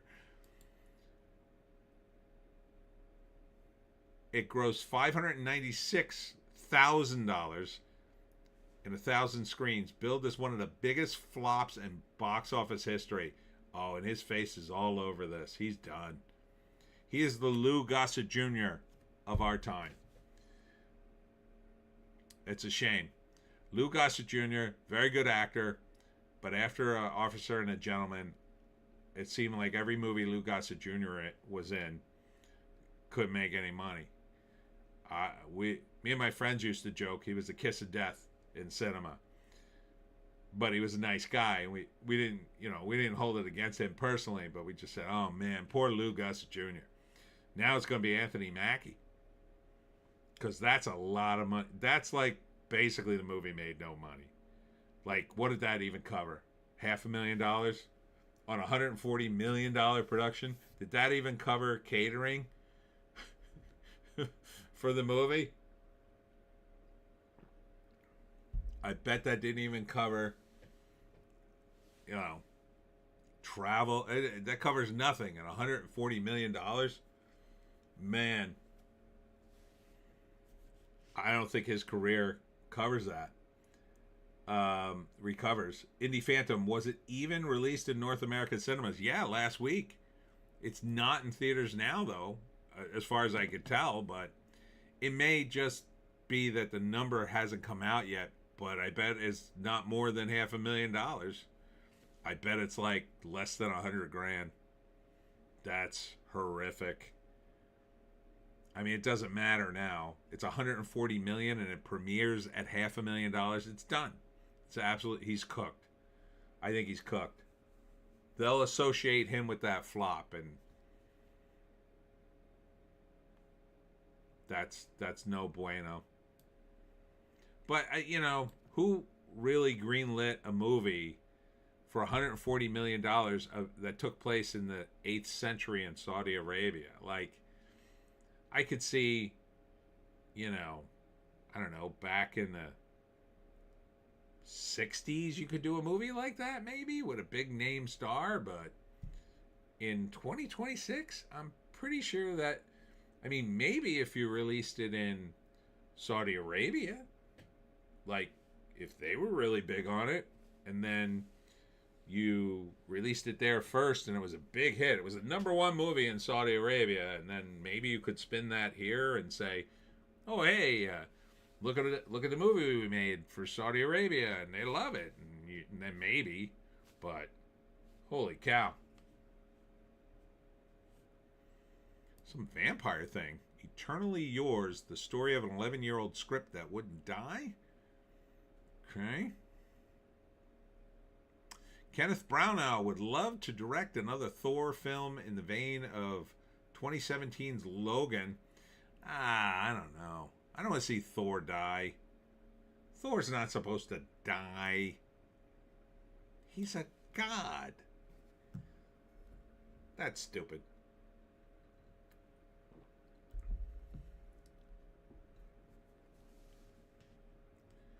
Adam Scott recalls auditioning for Hellraiser 6 when he needed a job. Despite being killed off in an earlier film, maybe they won't notice. I wouldn't be surprised. I absolutely wouldn't be surprised.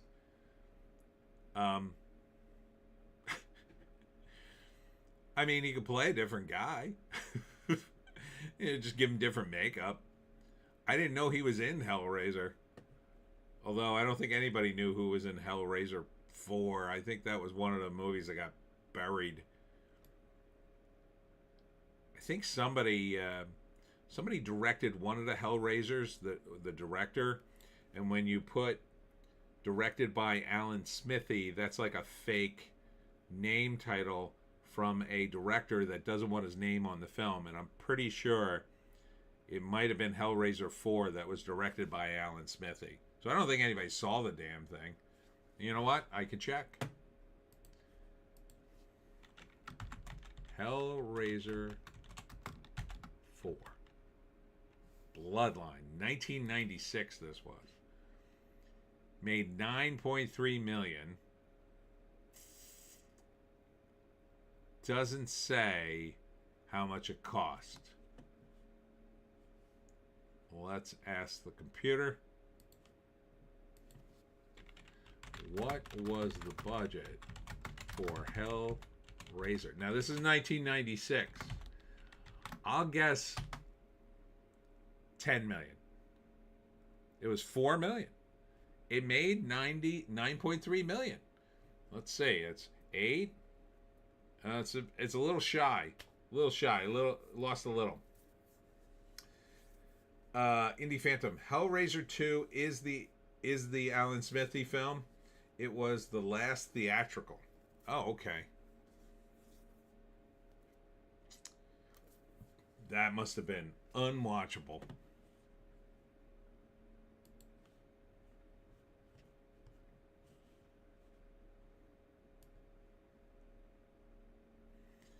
Let's see. What else?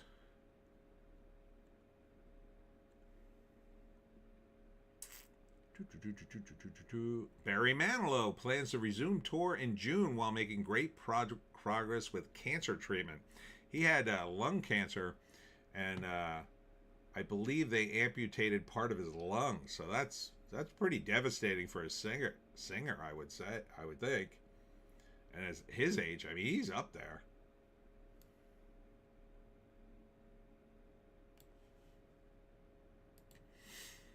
All right, Cosmic Book News. IMAX fires back at Disney's Infinity Vision ahead of Avengers Doomsday.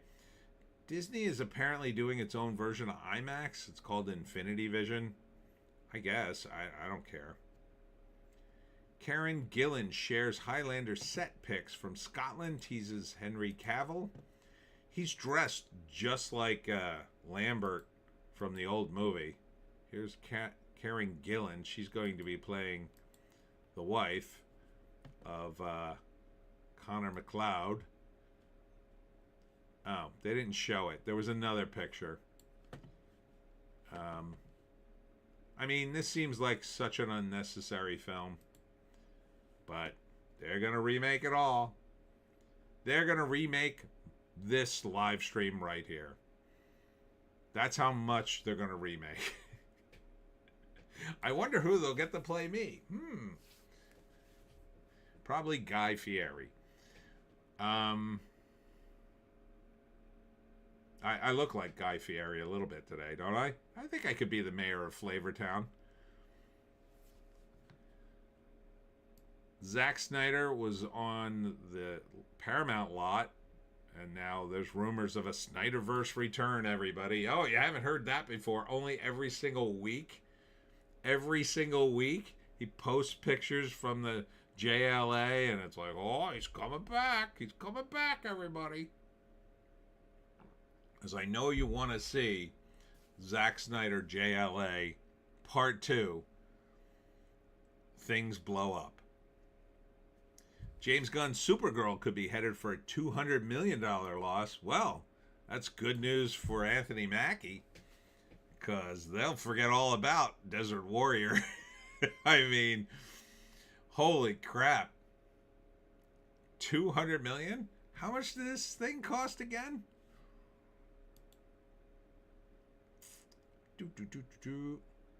If Supergirl costs around $150 million, roughly need $375 million to break even. A $300 million global finish would put about $75 million short. However, if the budget's $200 million, Supergirl would need about $500 million, in which case it would be a loss of $200 million or more. Well, what did it cost is the question. It could have cost that much. I mean, I don't know, man. You got to think Warner Brothers is in the middle of selling, or David Zaslav's in the middle of selling Warner Brothers. Does he really care about cost overruns at that point? If they buy the whole thing, it's their problem. Daredevil Born Again, Season 2, still can't crack the Nielsen's after 2 new episodes, I'm going to say. forgot to put the rest of that headline in. Again, you hear something goes woke, I don't, it's done. It's done for me. I wouldn't give Disney any of my money by going to watch anything on Disney Plus. So I think it's just a huge waste of time and money. So good luck, Disney. I think you're going to need it. Again, I think the Disney brand is so badly burned. How are you going to get people to come in? I guess you could work on new people. Like, I'm sure there's some 12-year-olds who haven't heard about all your woes and all your nonsense, but are you going to wait until they're old enough to buy their own version of Disney Plus? Is that going to work? Are you going to still be in business by the time they're 22? I don't know how Disney, I mean, they must have such an enormous pile of money, is the only explanation. I mean, they've been burning money faster than the Heath Ledger Joker. So how the hell are they even still in business? I have to ask. I mean, they blew $1 billion on a hotel at the park. Kathleen Kennedy seems to put one stinker out after another. You finally got rid of her. What did it cost to finally get rid of her, I would wonder. They finally have to just say, listen, we'll give you all the money if you just leave. I don't know. I don't know how they finally got her to leave, but... Or did they even want her to leave? I get the sense that Bob Iger really wanted her to stay, and that Bob Iger wanted to somehow make it all work before he left. But that wasn't going to happen. I don't think. Evangeline Lilly blasts Disney over Marvel layoffs, says artists are being replaced by AI. I'm sure they are. I'm sure you'll be one of them eventually. They'll replace her. They'll replace everybody. They'll go back. They'll wait, I think, until a lot of these actors are really desperate. And they'll say, hey, we'll give you a bunch of money, but we need to buy your image so we can, bring back the Wasp in our own movie. And you'll be young and hot. And you'll get some money. You'll get some money. But, once you're dead, we get it all. And maybe it'll turn into Looker with Albert Finney, the 1980s movie I keep mentioning. Indie Phantom, AI is coming for you, Evangeline. It's coming for us all. It already got Scott Adams. You ever see his live stream now with the AI Scott Adams?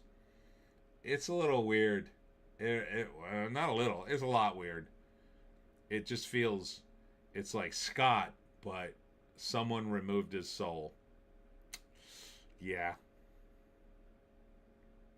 Spider-Man Brand New Day test screening reactions reportedly excellent. No surprise there. That movie's going to be a beast. The Mandalorian Grogu estimated the lowest Star Wars box office opening. Adios, Jon Favreau, and your career. James Gunn confirms Lantern's release date with new image, but the trailer is still missing. I think by the time this article, or a day or two after this article came out, I think the trailer showed up online again. Nobody's quite sure why they took it down and then put it back up, but the rumor is they recut a lot of it, but because it, everybody seemed to hate it, but who knows? Over at The Wrap, more on The Devil Wears Prada. Spice Girls reunite to perform Spice Up Your Life in Leeds. Oh, I didn't like those Spice Girls the first time they came around, except that they were kind of hot. Now, are they even hot? Rudy Giuliani hospitalized in critical but stable condition in Florida. Oh no, get better soon, Rudy. Pete Hegseth picks up Kid Rock and military helicopters for America-themed concert intro. Really? He must have some... Kid Rock have some in with the helicopter pilots. I don't know what it is. All right. Oh, who's this? Bunch of cheerleaders. Not sure why. Streaming $6.3 billion churn problem. Why live sports alone won't fix it. Okay. But why did you show me all these flat-chested cheerleaders? And why are they flat-chested? It's very strange.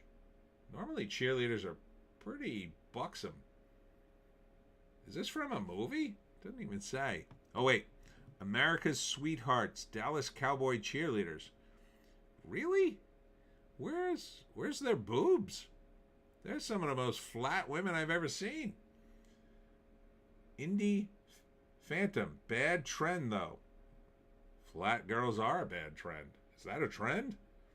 You're scaring me, Indie Phantom. You're scaring me. Over at That Park Place. Teen audience brushes off Star Wars sequel trilogy as Kennedy's greatest failure circles the drain. Oh, dear God. Indie Phantom. Athletic cheerleaders are flat. Athletic? I don't want athletic cheerleaders. I want hot cheerleaders. Animal Farm is a box office disaster. Well, you know, Anthony Mackie may have plenty of cover this week. Angel Studios film bombs with weak opening and brutal reviews. I don't think it really compares to Anthony Mackie's movie, but sure. I mean, Animal Farm was only $35 million, and it made $2.3 million, I think. I mean, it lost $33 million, basically. A lot more, actually, when you add the advertising. Anthony Mackie's film lost $140 million, or $139.5 million. That's a lot more money. And Supergirl is poised to lose more than that, potentially.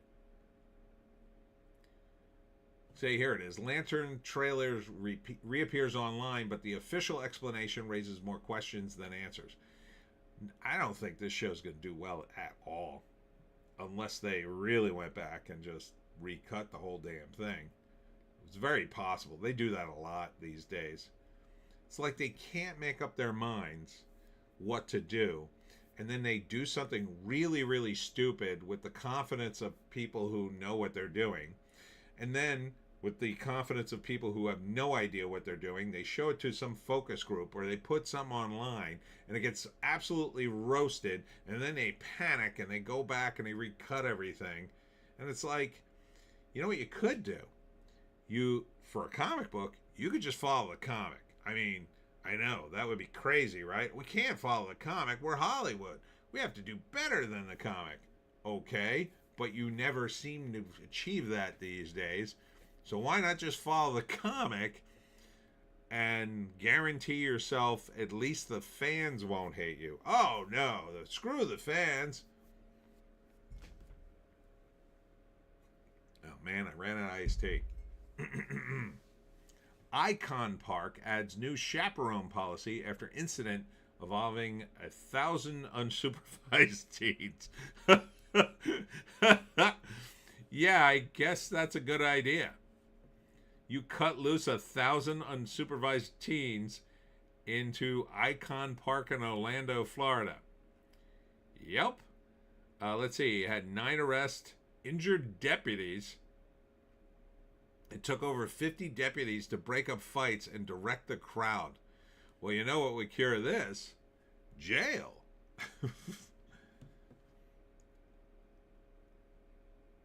Indie Phantom. Mackie's flick has no legs. No one cares. I don't even care about movies I'm mildly interested in. Right. Exactly. Like, the movie has to be so top tier for me to go, oh my God, I got to see that. Like, when Sisu was announced, Sisu 2 was announced, I was like, I have to see that. Because the first one was so badass. But very few movies. I mean, I sort of want to see Doomsday, but I can wait. Like, I'm mildly curious about Doomsday. The only movie, like Project Hail Mary, I hear is great, so I kind of want to see it. But, you know, I'll wait. I'll wait you out, Hollywood. You'll give it to me eventually.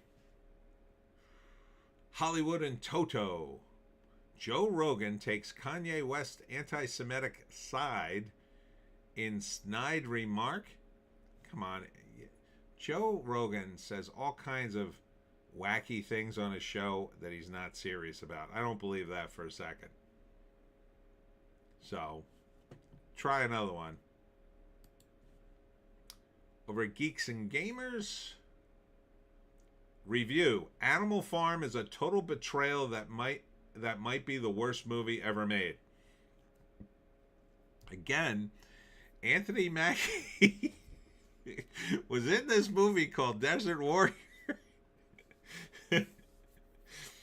Indie Phantom.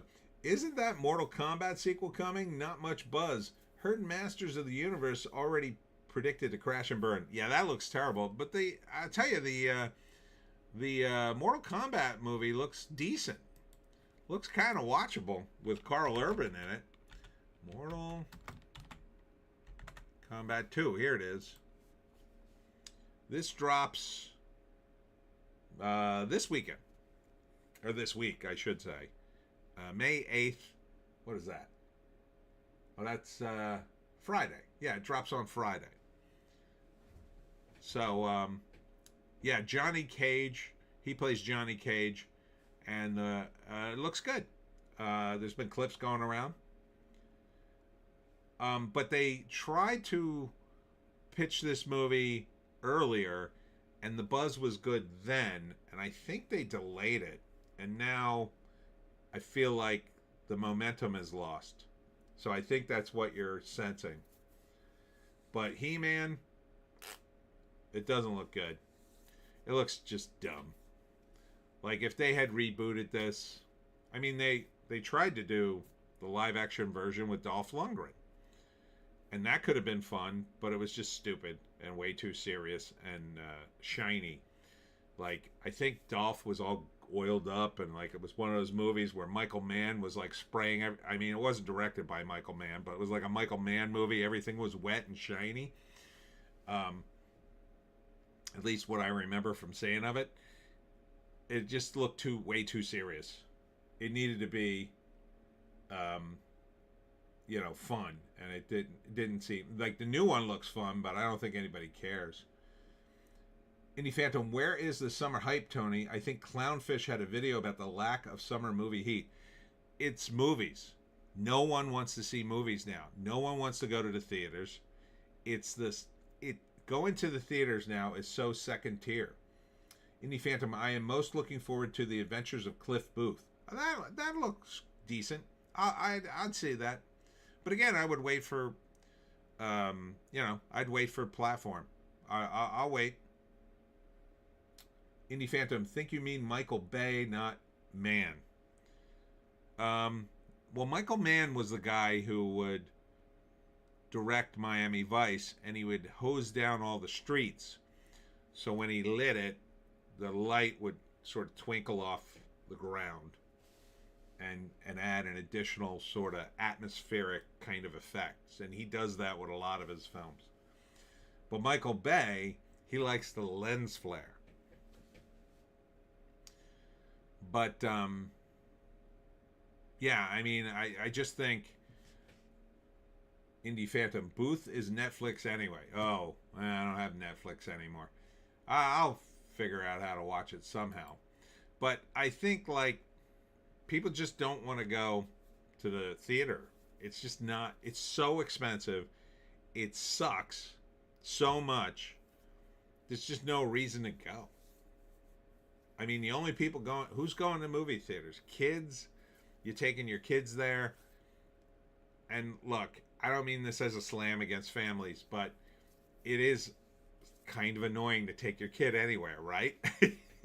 Depending on their age. Like, sometimes it's fun, but then sometimes it's annoying when they have to sit and be quiet for 90 minutes. That's probably going to be annoying unless it's a movie your kid really, really wants to see. Which sometimes they'll be mesmerized and they'll sit quietly. But if they hate the movie, you're screwed. And you might be leaving early.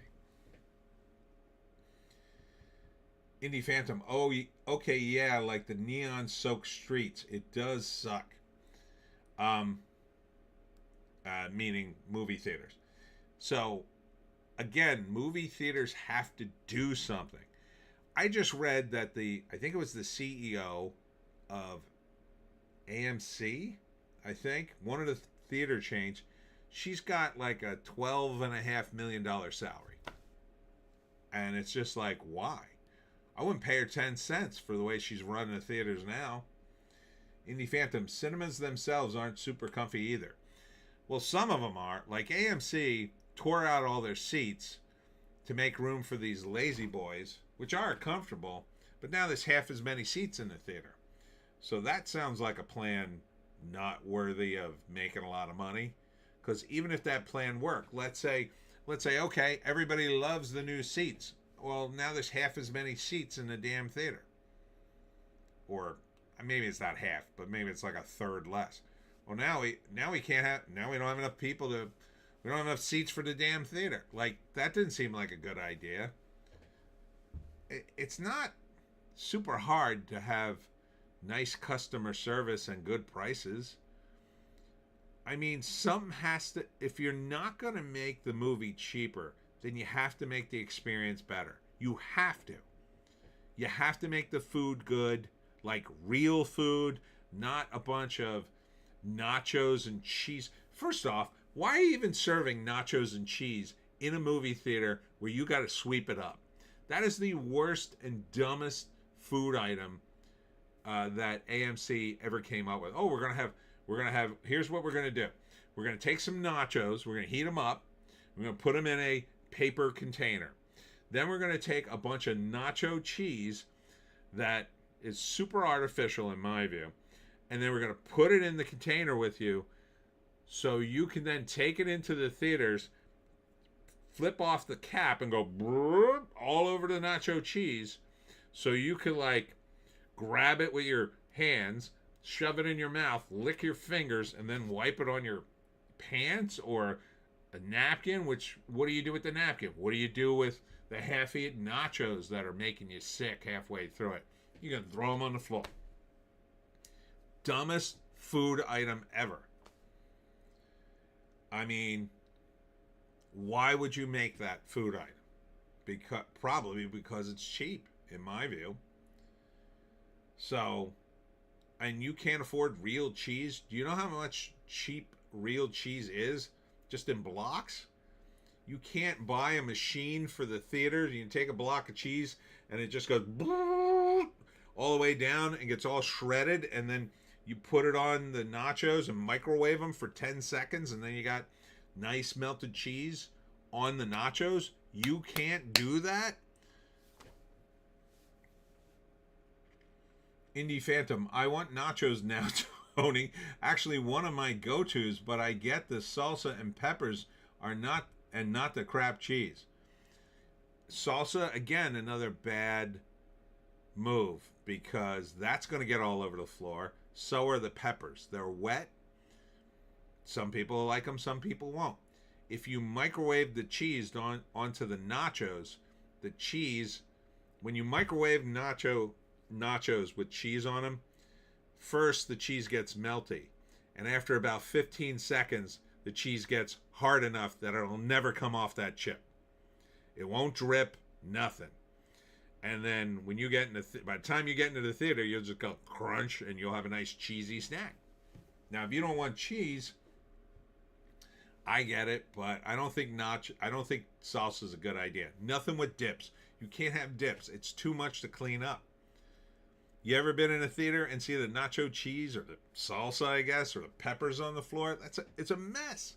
You're going to have minimum wage idiots try to clean it up. They're not going to touch that. They're going to be like, oh, they're going to push it into a corner, like where the seat is, and then it's going to rot, and it's going to be there for days and going to stink up the place. That's not what you want. You need, like, Hot Pockets. You could probably put Hot Pockets in there. Some kind of version of Hot Pockets.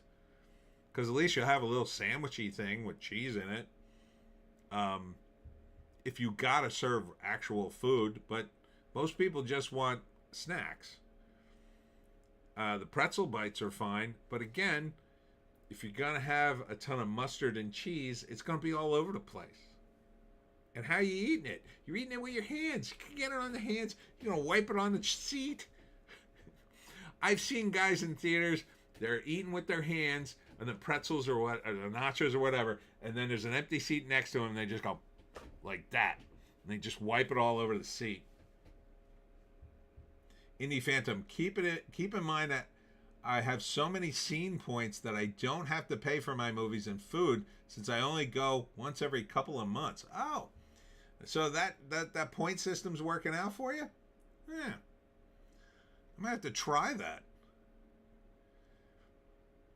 I mean, hot dogs, maybe. Nobody wants the mustard all over the place, and at least you have the bun. So as long as you don't overdo it, hot dog, I mean, if you're going to have real food, hot dog's the closest thing you can get to real food in the theater. But, you know, you'd probably be better off just handing them a McDonald's burger. It's all wrapped up nice, and then they could eat it in the theater. I mean, maybe put that in the theaters, like a McDonald's. Indie Phantom, every time I go to the workers are like, you have a lot of points. One of these deals where every time I use my credit card, I get points. Oh, interesting. I mean, there's got to be some kind of other snack. Like, how about pretzels with the peanut butter inside them? Those are pretty good. And those keep. You could just scoop them up, put them in a thing, and hand them to me. Or you could put them in a little package. They're not too messy. And they're kind of healthy. Peanut butter's healthy. I mean, you know, you can only eat so many of them, but something like that. But they got to do something about the theater experience. Indie Phantom, it's tied to our banks here in Canada, but even with the deal, I still don't bother going.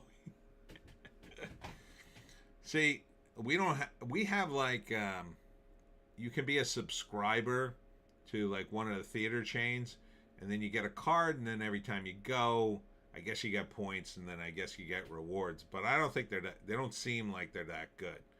You know, you got to go like 5 or 6 times before you get anything, and then you get like next to nothing, and you have to pay money anyway. No thanks. I don't care about that. I don't want to have to keep track of that. I'm going to the movies to relax and watch a movie. I want to relax. If I can't relax in the movie theater, I don't want to be there. Unless, you know, some movies I don't want to relax, but I want to have a good time. I'm there. You should be serving me, movie theater. I should feel like, oh, this is an inviting place that I go to. I used to feel that way, but that's when it was cheap and I was a kid. Now it's not cheap. Indie Phantom, I will usually smuggle in some crap too. Yeah. My girlfriend, I don't think she likes it when I wanted to smuggle in, I think, a bunch of food last time, but I don't think she likes that. Plus, it wasn't the winter time. Normally I do it when I have my winter jacket on. I got a lot of pockets. But I just don't even want to go. It's so much easier just to rent the movie at home and relax. And I can have snacks and get a drink and pause the movie and go to the bathroom. Everything's an effort in the movie theater now. Indie Phantom, I still go more often than the Indie Cinema, which is cheap anyway and has cooler flicks. Again, not too often. Usually when my buddy wants to go. Yeah, that's when I used to go with my buddies. Our little cinema clique would go. These days we're all too busy. But I would like to go on occasion with my girl and take her to see a movie that we both want to see, but we've found that it's just too big of a hassle. And they have to make it less of a hassle. Like, they should literally be giving tickets away at this point just to get people back in the theaters. Not all the time, but like, you know, in special occasions, like try to lure people back. Give them like matinee discounts that are insane, like $5 a movie. Like, that would get me back. If you said, okay, we're gonna have a special cinema Cinema Monday, $5 movie. Yeah, maybe I'd get up off my ass and go see a movie just for the hell of it, and then maybe I start slowly changing my opinion about the movie theater. But I've been burned too many times. Indie Phantom, I have a projector at home now, so I stay at home even more since I upgraded to that around 2020. It was so worth it. Really? A real projector you have? Cool.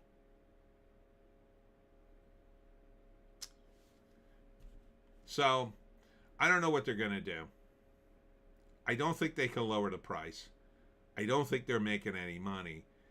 Again, I thought maybe Netflix could just buy one of the chains and turn it into the Netflix chains, and then maybe they could do something with the prices since it would be their movies, and they could make money, but part of it would just be the advertising of having a movie chain, right?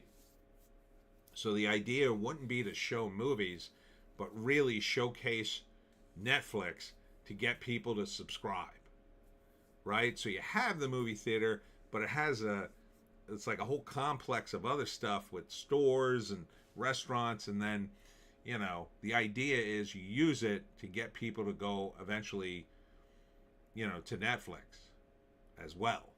Maybe give them special discounts because they're Netflix subscribers. That, to me, that seems like a plan that could work. They should at least explore that with like some kind of test place. That's something Paramount or Warner Brothers could do if they were into it. Indie Phantom, just my laptop hooked by HDMI to 4K projector.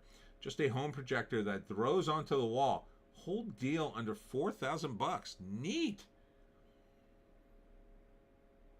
Huh. I'll tell you, I have a basement that would be, if I ever had the money, I could turn that into a little theater. It would be nice. I just put like about 8 seats in it, like one of those deals. Put a little fridge down there. It'd be fun. Popcorn machine. Indie Phantom, it also saves space, unlike a big TV. All right, over at Breitbart, globalist leaders fear end of NATO. More troop reductions from the EU. More U.S. troop reductions from the EU. Bring them home. Bring them home. Oh my God, what a headline here. Barney Frank. Democrats have gone too far on social issues. Barney Frank, you may or may not remember, was a congressman? Yeah, he's a congressman from, I think, San Francisco. Famously gay congressman who, he was all about gay marriage and that kind of stuff. Very liberal. He is saying Democrats have gone too far on social issues. That's saying something. When he says it, wow, he must be dying. He is dying, by the way. Sad.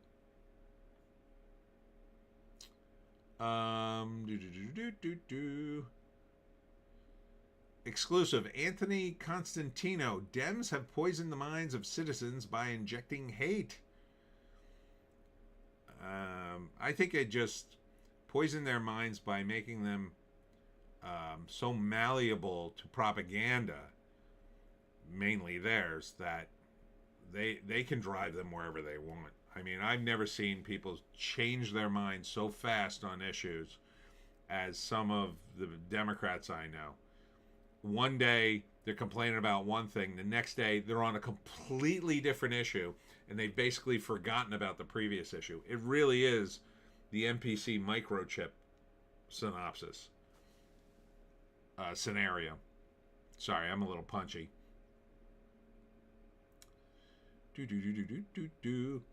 You, Indie Phantom, you could do it even cheaper on the projector end, Tony. Plus, you can put the projector almost anywhere in a room and have it adjust to your space requirements. Can project a straight image even from a corner.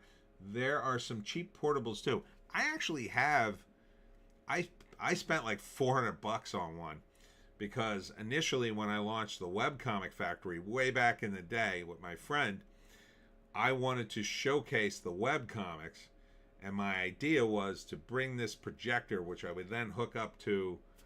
I guess I had it rigged for my iPad at the time or my laptop, and then I could project whatever was on the laptop onto the wall. And the idea was I would show people, here are all our web comics. Look at this one, look at this one, look at this one.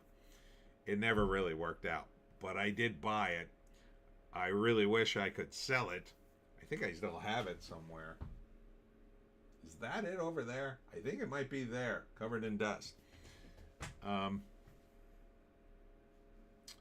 But that was way back in the 2010s, I think, when I bought that. Oh, let me get off of politics here. Entertainment again. Spike Lee calls Supreme Court voiding race based districting. Oh, Spike Lee calls Supreme Court voiding race-based redistricting map in Louisiana an attack on voters. Well, I'm sure glad I got back into entertainment and not politics. Jesus. No, it isn't, Spike.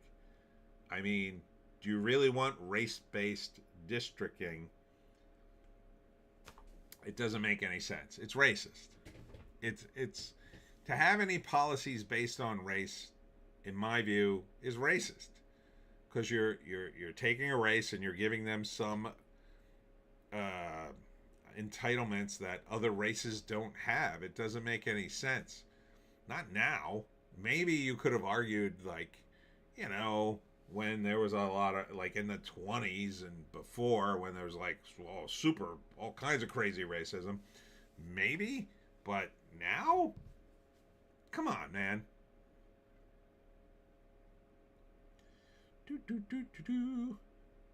Indie Phantom, there are some cheap portables, too. Spike Lee again. Someone spiked his punch. Meryl Streep gives Kimmel tongue bath amid Trump feud. I don't think I want to see that. But, yeah, I mean, she's in that camp. She's going to defend Kimmel. Indie Phantom, he looks like Flavor Flav. A little bit. If he had the clock, it'd be tough to pick him out of a lineup. Indie Phantom, is he like 30? He is not 30. He is older than that. Let's see. I would guess he's got to be my age at least. 60? How old is Spike Lee? I'm going to guess 60. He's born in 57. He's 69. Oh, he looks old in this picture. That's him without the hat. 69, dude. 69. Indie Phantom, get Spike Lee a alarm clock. Jane Fonda denounces FCC review of ABC license after Kimmel remarks about Trump dying. Indie Phantom's probably 62. No, 69. Damn, says Indie Phantom. Who cares what Jane Fonda says? Indie Phantom, give it up, Spike. Give it up, Jane Fonda. Jane Fonda has been making a lot of noise recently. How old is she? She's really up there. Jane Fonda's got to be in her 70s. She might be. I'm going to say 80. I think she's exactly 80.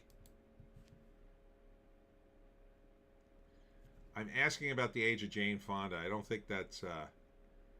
she is 88. Well, I gotta say, she looks pretty good for 88. If that's a current picture there.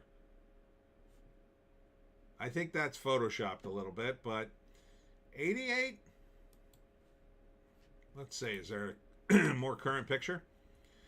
I gotta say, she looks pretty decent for 88, I gotta say. But she's clearly had some surgery, I would say. Indie Phantom, I denounce Jane Fonda and hereby cancel her.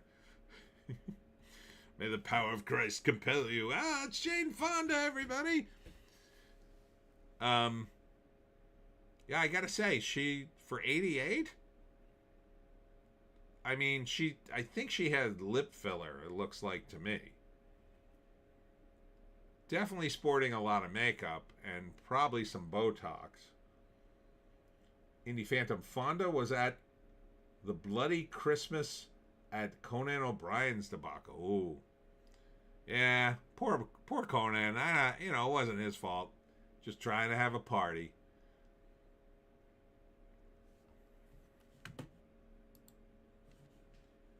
May Day. Mark Ruffalo, Robert De Niro, among Hollywood elites pushing economic blackout against fascism. What does that even mean? That doesn't even mean anything. Economic blackout. How exactly is that going to work? It doesn't make any sense. Mark Ruffalo, Robert De Niro were among the Hollywood elites pushing an economic blackout in service of far leftist activists on May Day. Our country runs because of working people, not the billionaires or the politicians. Oh, okay.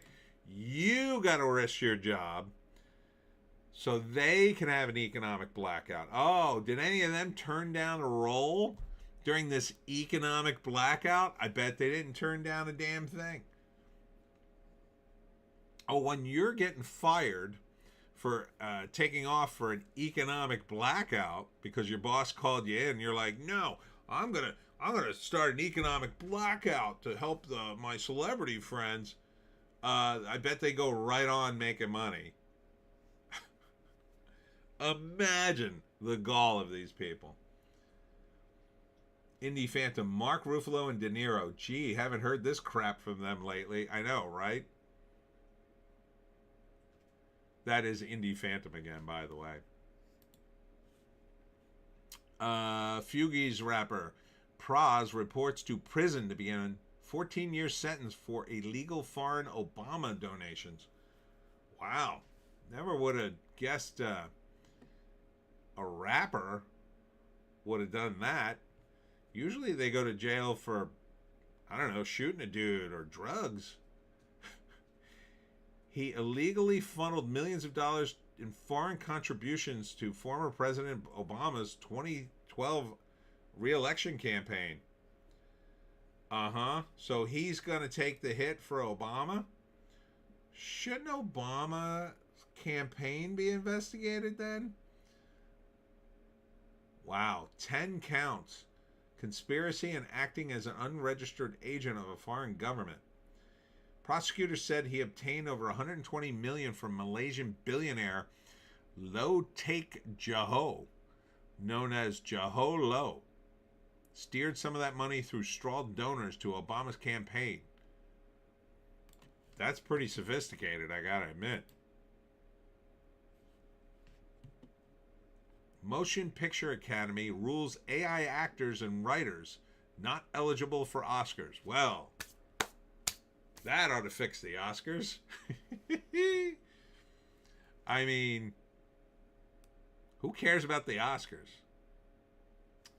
All right, we got to start wrapping this up. Let's check in with the New York Post. Seasick, 3 cruise passengers dead, another fighting for their life after suspected hantavirus outbreak. Well, that doesn't sound good. It's journey between Argentina and Cape Verde. Cape Verde? Well, that doesn't sound like a fun place to go to.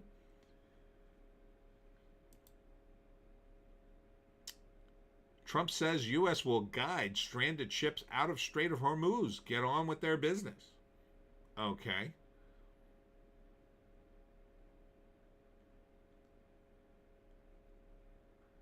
Indie Phantom, Val Kilmer can't get an Oscar now? Apparently not. Apparently not. Anti-ICE protesters mob in New York City hospital New York City hospital has 9 activists arrested in chaotic clash with law enforcement. Why the hell did they go to a hospital?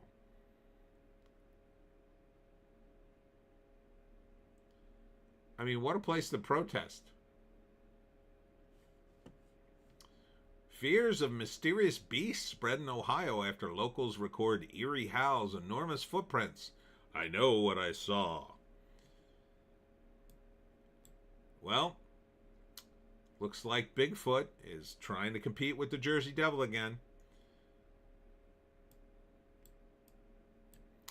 Oh, this was a funny article this week. So, this J.P. Morgan banker accused his boss of sexually harassing him. And basically, there doesn't appear to be much evidence that it was true. And kind of nobody believes him because of the way he looks. Indie Phantom. ICE took a patient out. Indie Phantom. It was a crazy vid.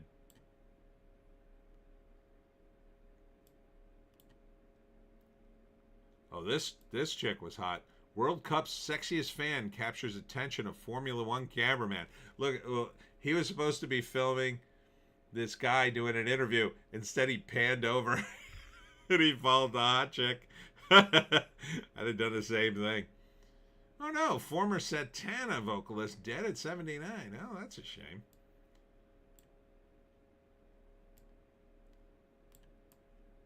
I think we're just about wrapped here.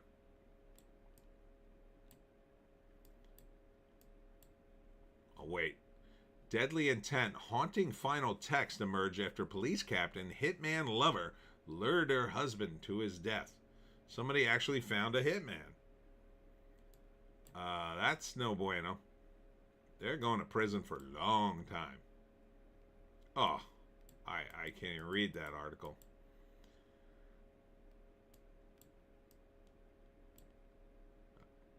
Here we go. Jeff Bezos and Lawrence Sanchez throw star-studded pre-Met Gala party with Nicole Kidman, Kendall Jenner, and more. Okay, we might actually get the look. Indie Phantom, I love the panning action. We might actually get to look at some really dumb outfits. Let's see. Yep, here we go. All right, we'll end on this. So there's Kris Jenner, David Geffen. Don't care about them. That is Kendall Jenner. She's hot, but kind of all covered up. What is she, going to a funeral? It's all black. Here's Nicole Kidman doing like an Annie Hall thing. They don't blow up very well.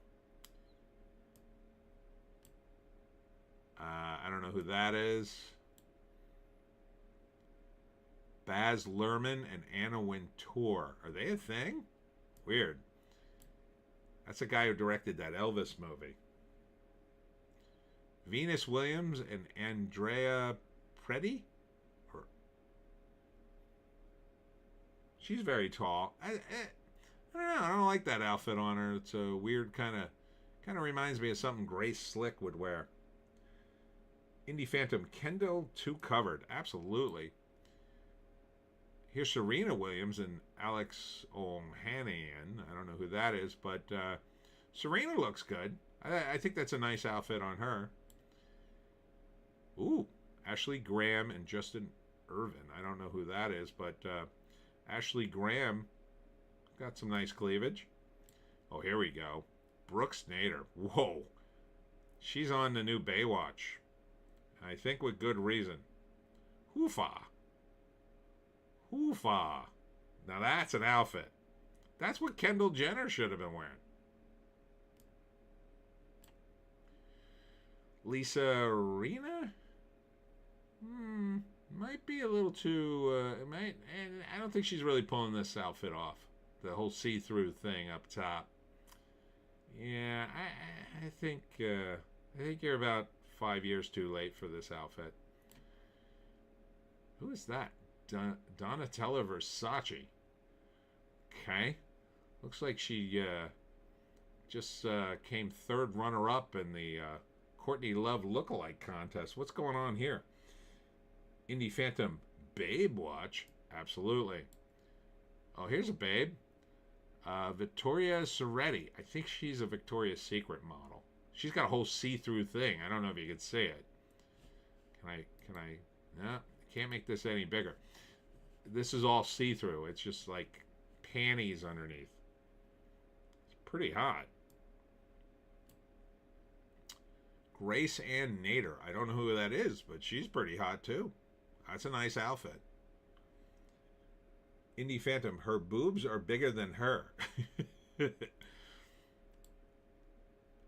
Gail King. I mean, that's appropriate outfit for her age, I guess. Lindsey Vaughn. Oh, look at her trying to limp out. I mean, you know, she's laid up, so she's got to take an outfit that so she could be mobile. Obviously, you know, wearing a dress, a weird dress, be a, you know. I don't know who that is. Nikki Hilton. She looks pretty good. Laura Harrier. Pretty fine. Pretty nice. Stacey Bendet. I don't know who that is. She's like the quirky girl, I think, who made her own dress for the ball. Tommy Hilfiger. Krista Miller. That's an appropriate outfit for someone her age, I think. Huma Abedin. This woman, Huma Abedin, in case you've forgotten who she is. Oh, you said boots are bigger than her. I thought you said boobs are bigger than her. Huma Abedin shacked up with George Soros' son, and now she's like queen of the world, I guess. She went from being like Hillary Clinton's assistant, which had to be a humiliating gig, let's be honest. And I guess she was married to that guy Wiener, who got caught doing all that online stuff. And then I guess she dumped him or divorced him. I think they were married. And now she's with the George Soros protege. Alex Soros, I think his name is. But here she is by herself.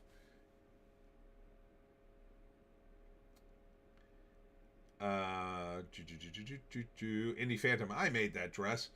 Human abdomen. Indie Phantom, she was with Anthony Weiner. Anthony, yeah, that's it. And John Batiste, and can't pronounce the girl's name. Can't really tell from that. All right. So that's it. What have we learned today? Let's go back to Brooks Nader, because that outfit was amazing. There she is.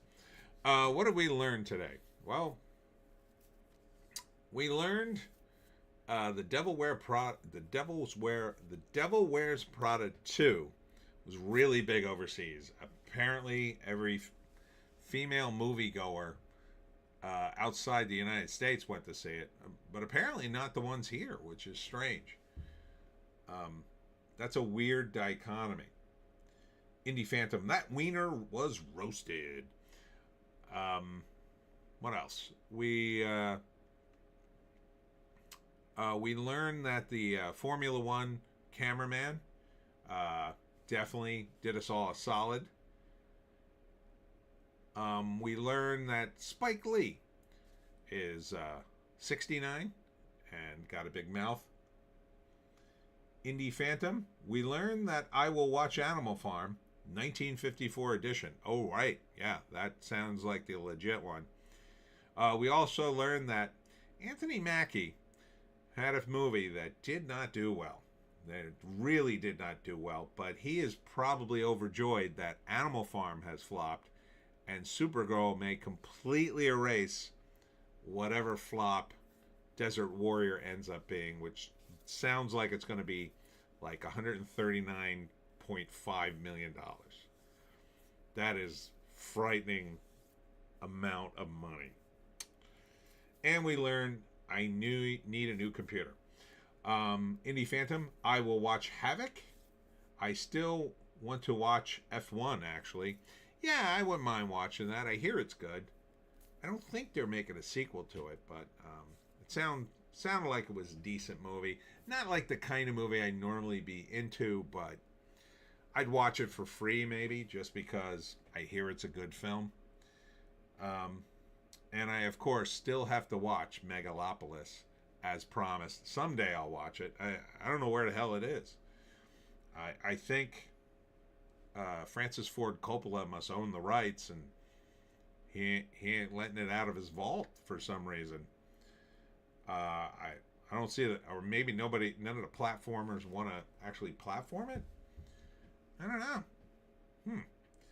Anyhow, I'm gonna wrap it there. What's coming up for me? I will be at Complete Care in Mercer on Thursday, I believe that is. I think that's what it says. I can't read my own handwriting on my own stupid calendar. Where the hell's my webcomic factory? Oh, there we go. Here we go. We'll get the webcomic factory up if it will load.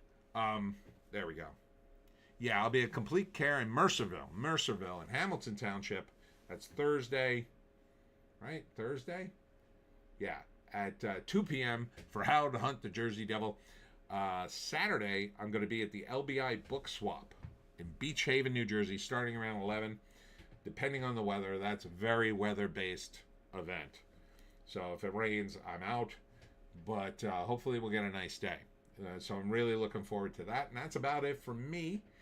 And that's about it for everything on the live stream tonight. Thanks for tuning in. Thank you, Little Joan. Thank you, Indie Phantom. Thank Don the Second, who probably didn't come back because he thought I went off the air. Indie Phantom, take care, all. Have a brilliant week, and may the 4th be with you. Ooh, not anymore. Not anymore. Oh, yeah, we learned that Jon Favreau probably made a bad decision. Indie Phantom, very based event. Thank you. Thank you. It was. All right. We'll see you in the next one.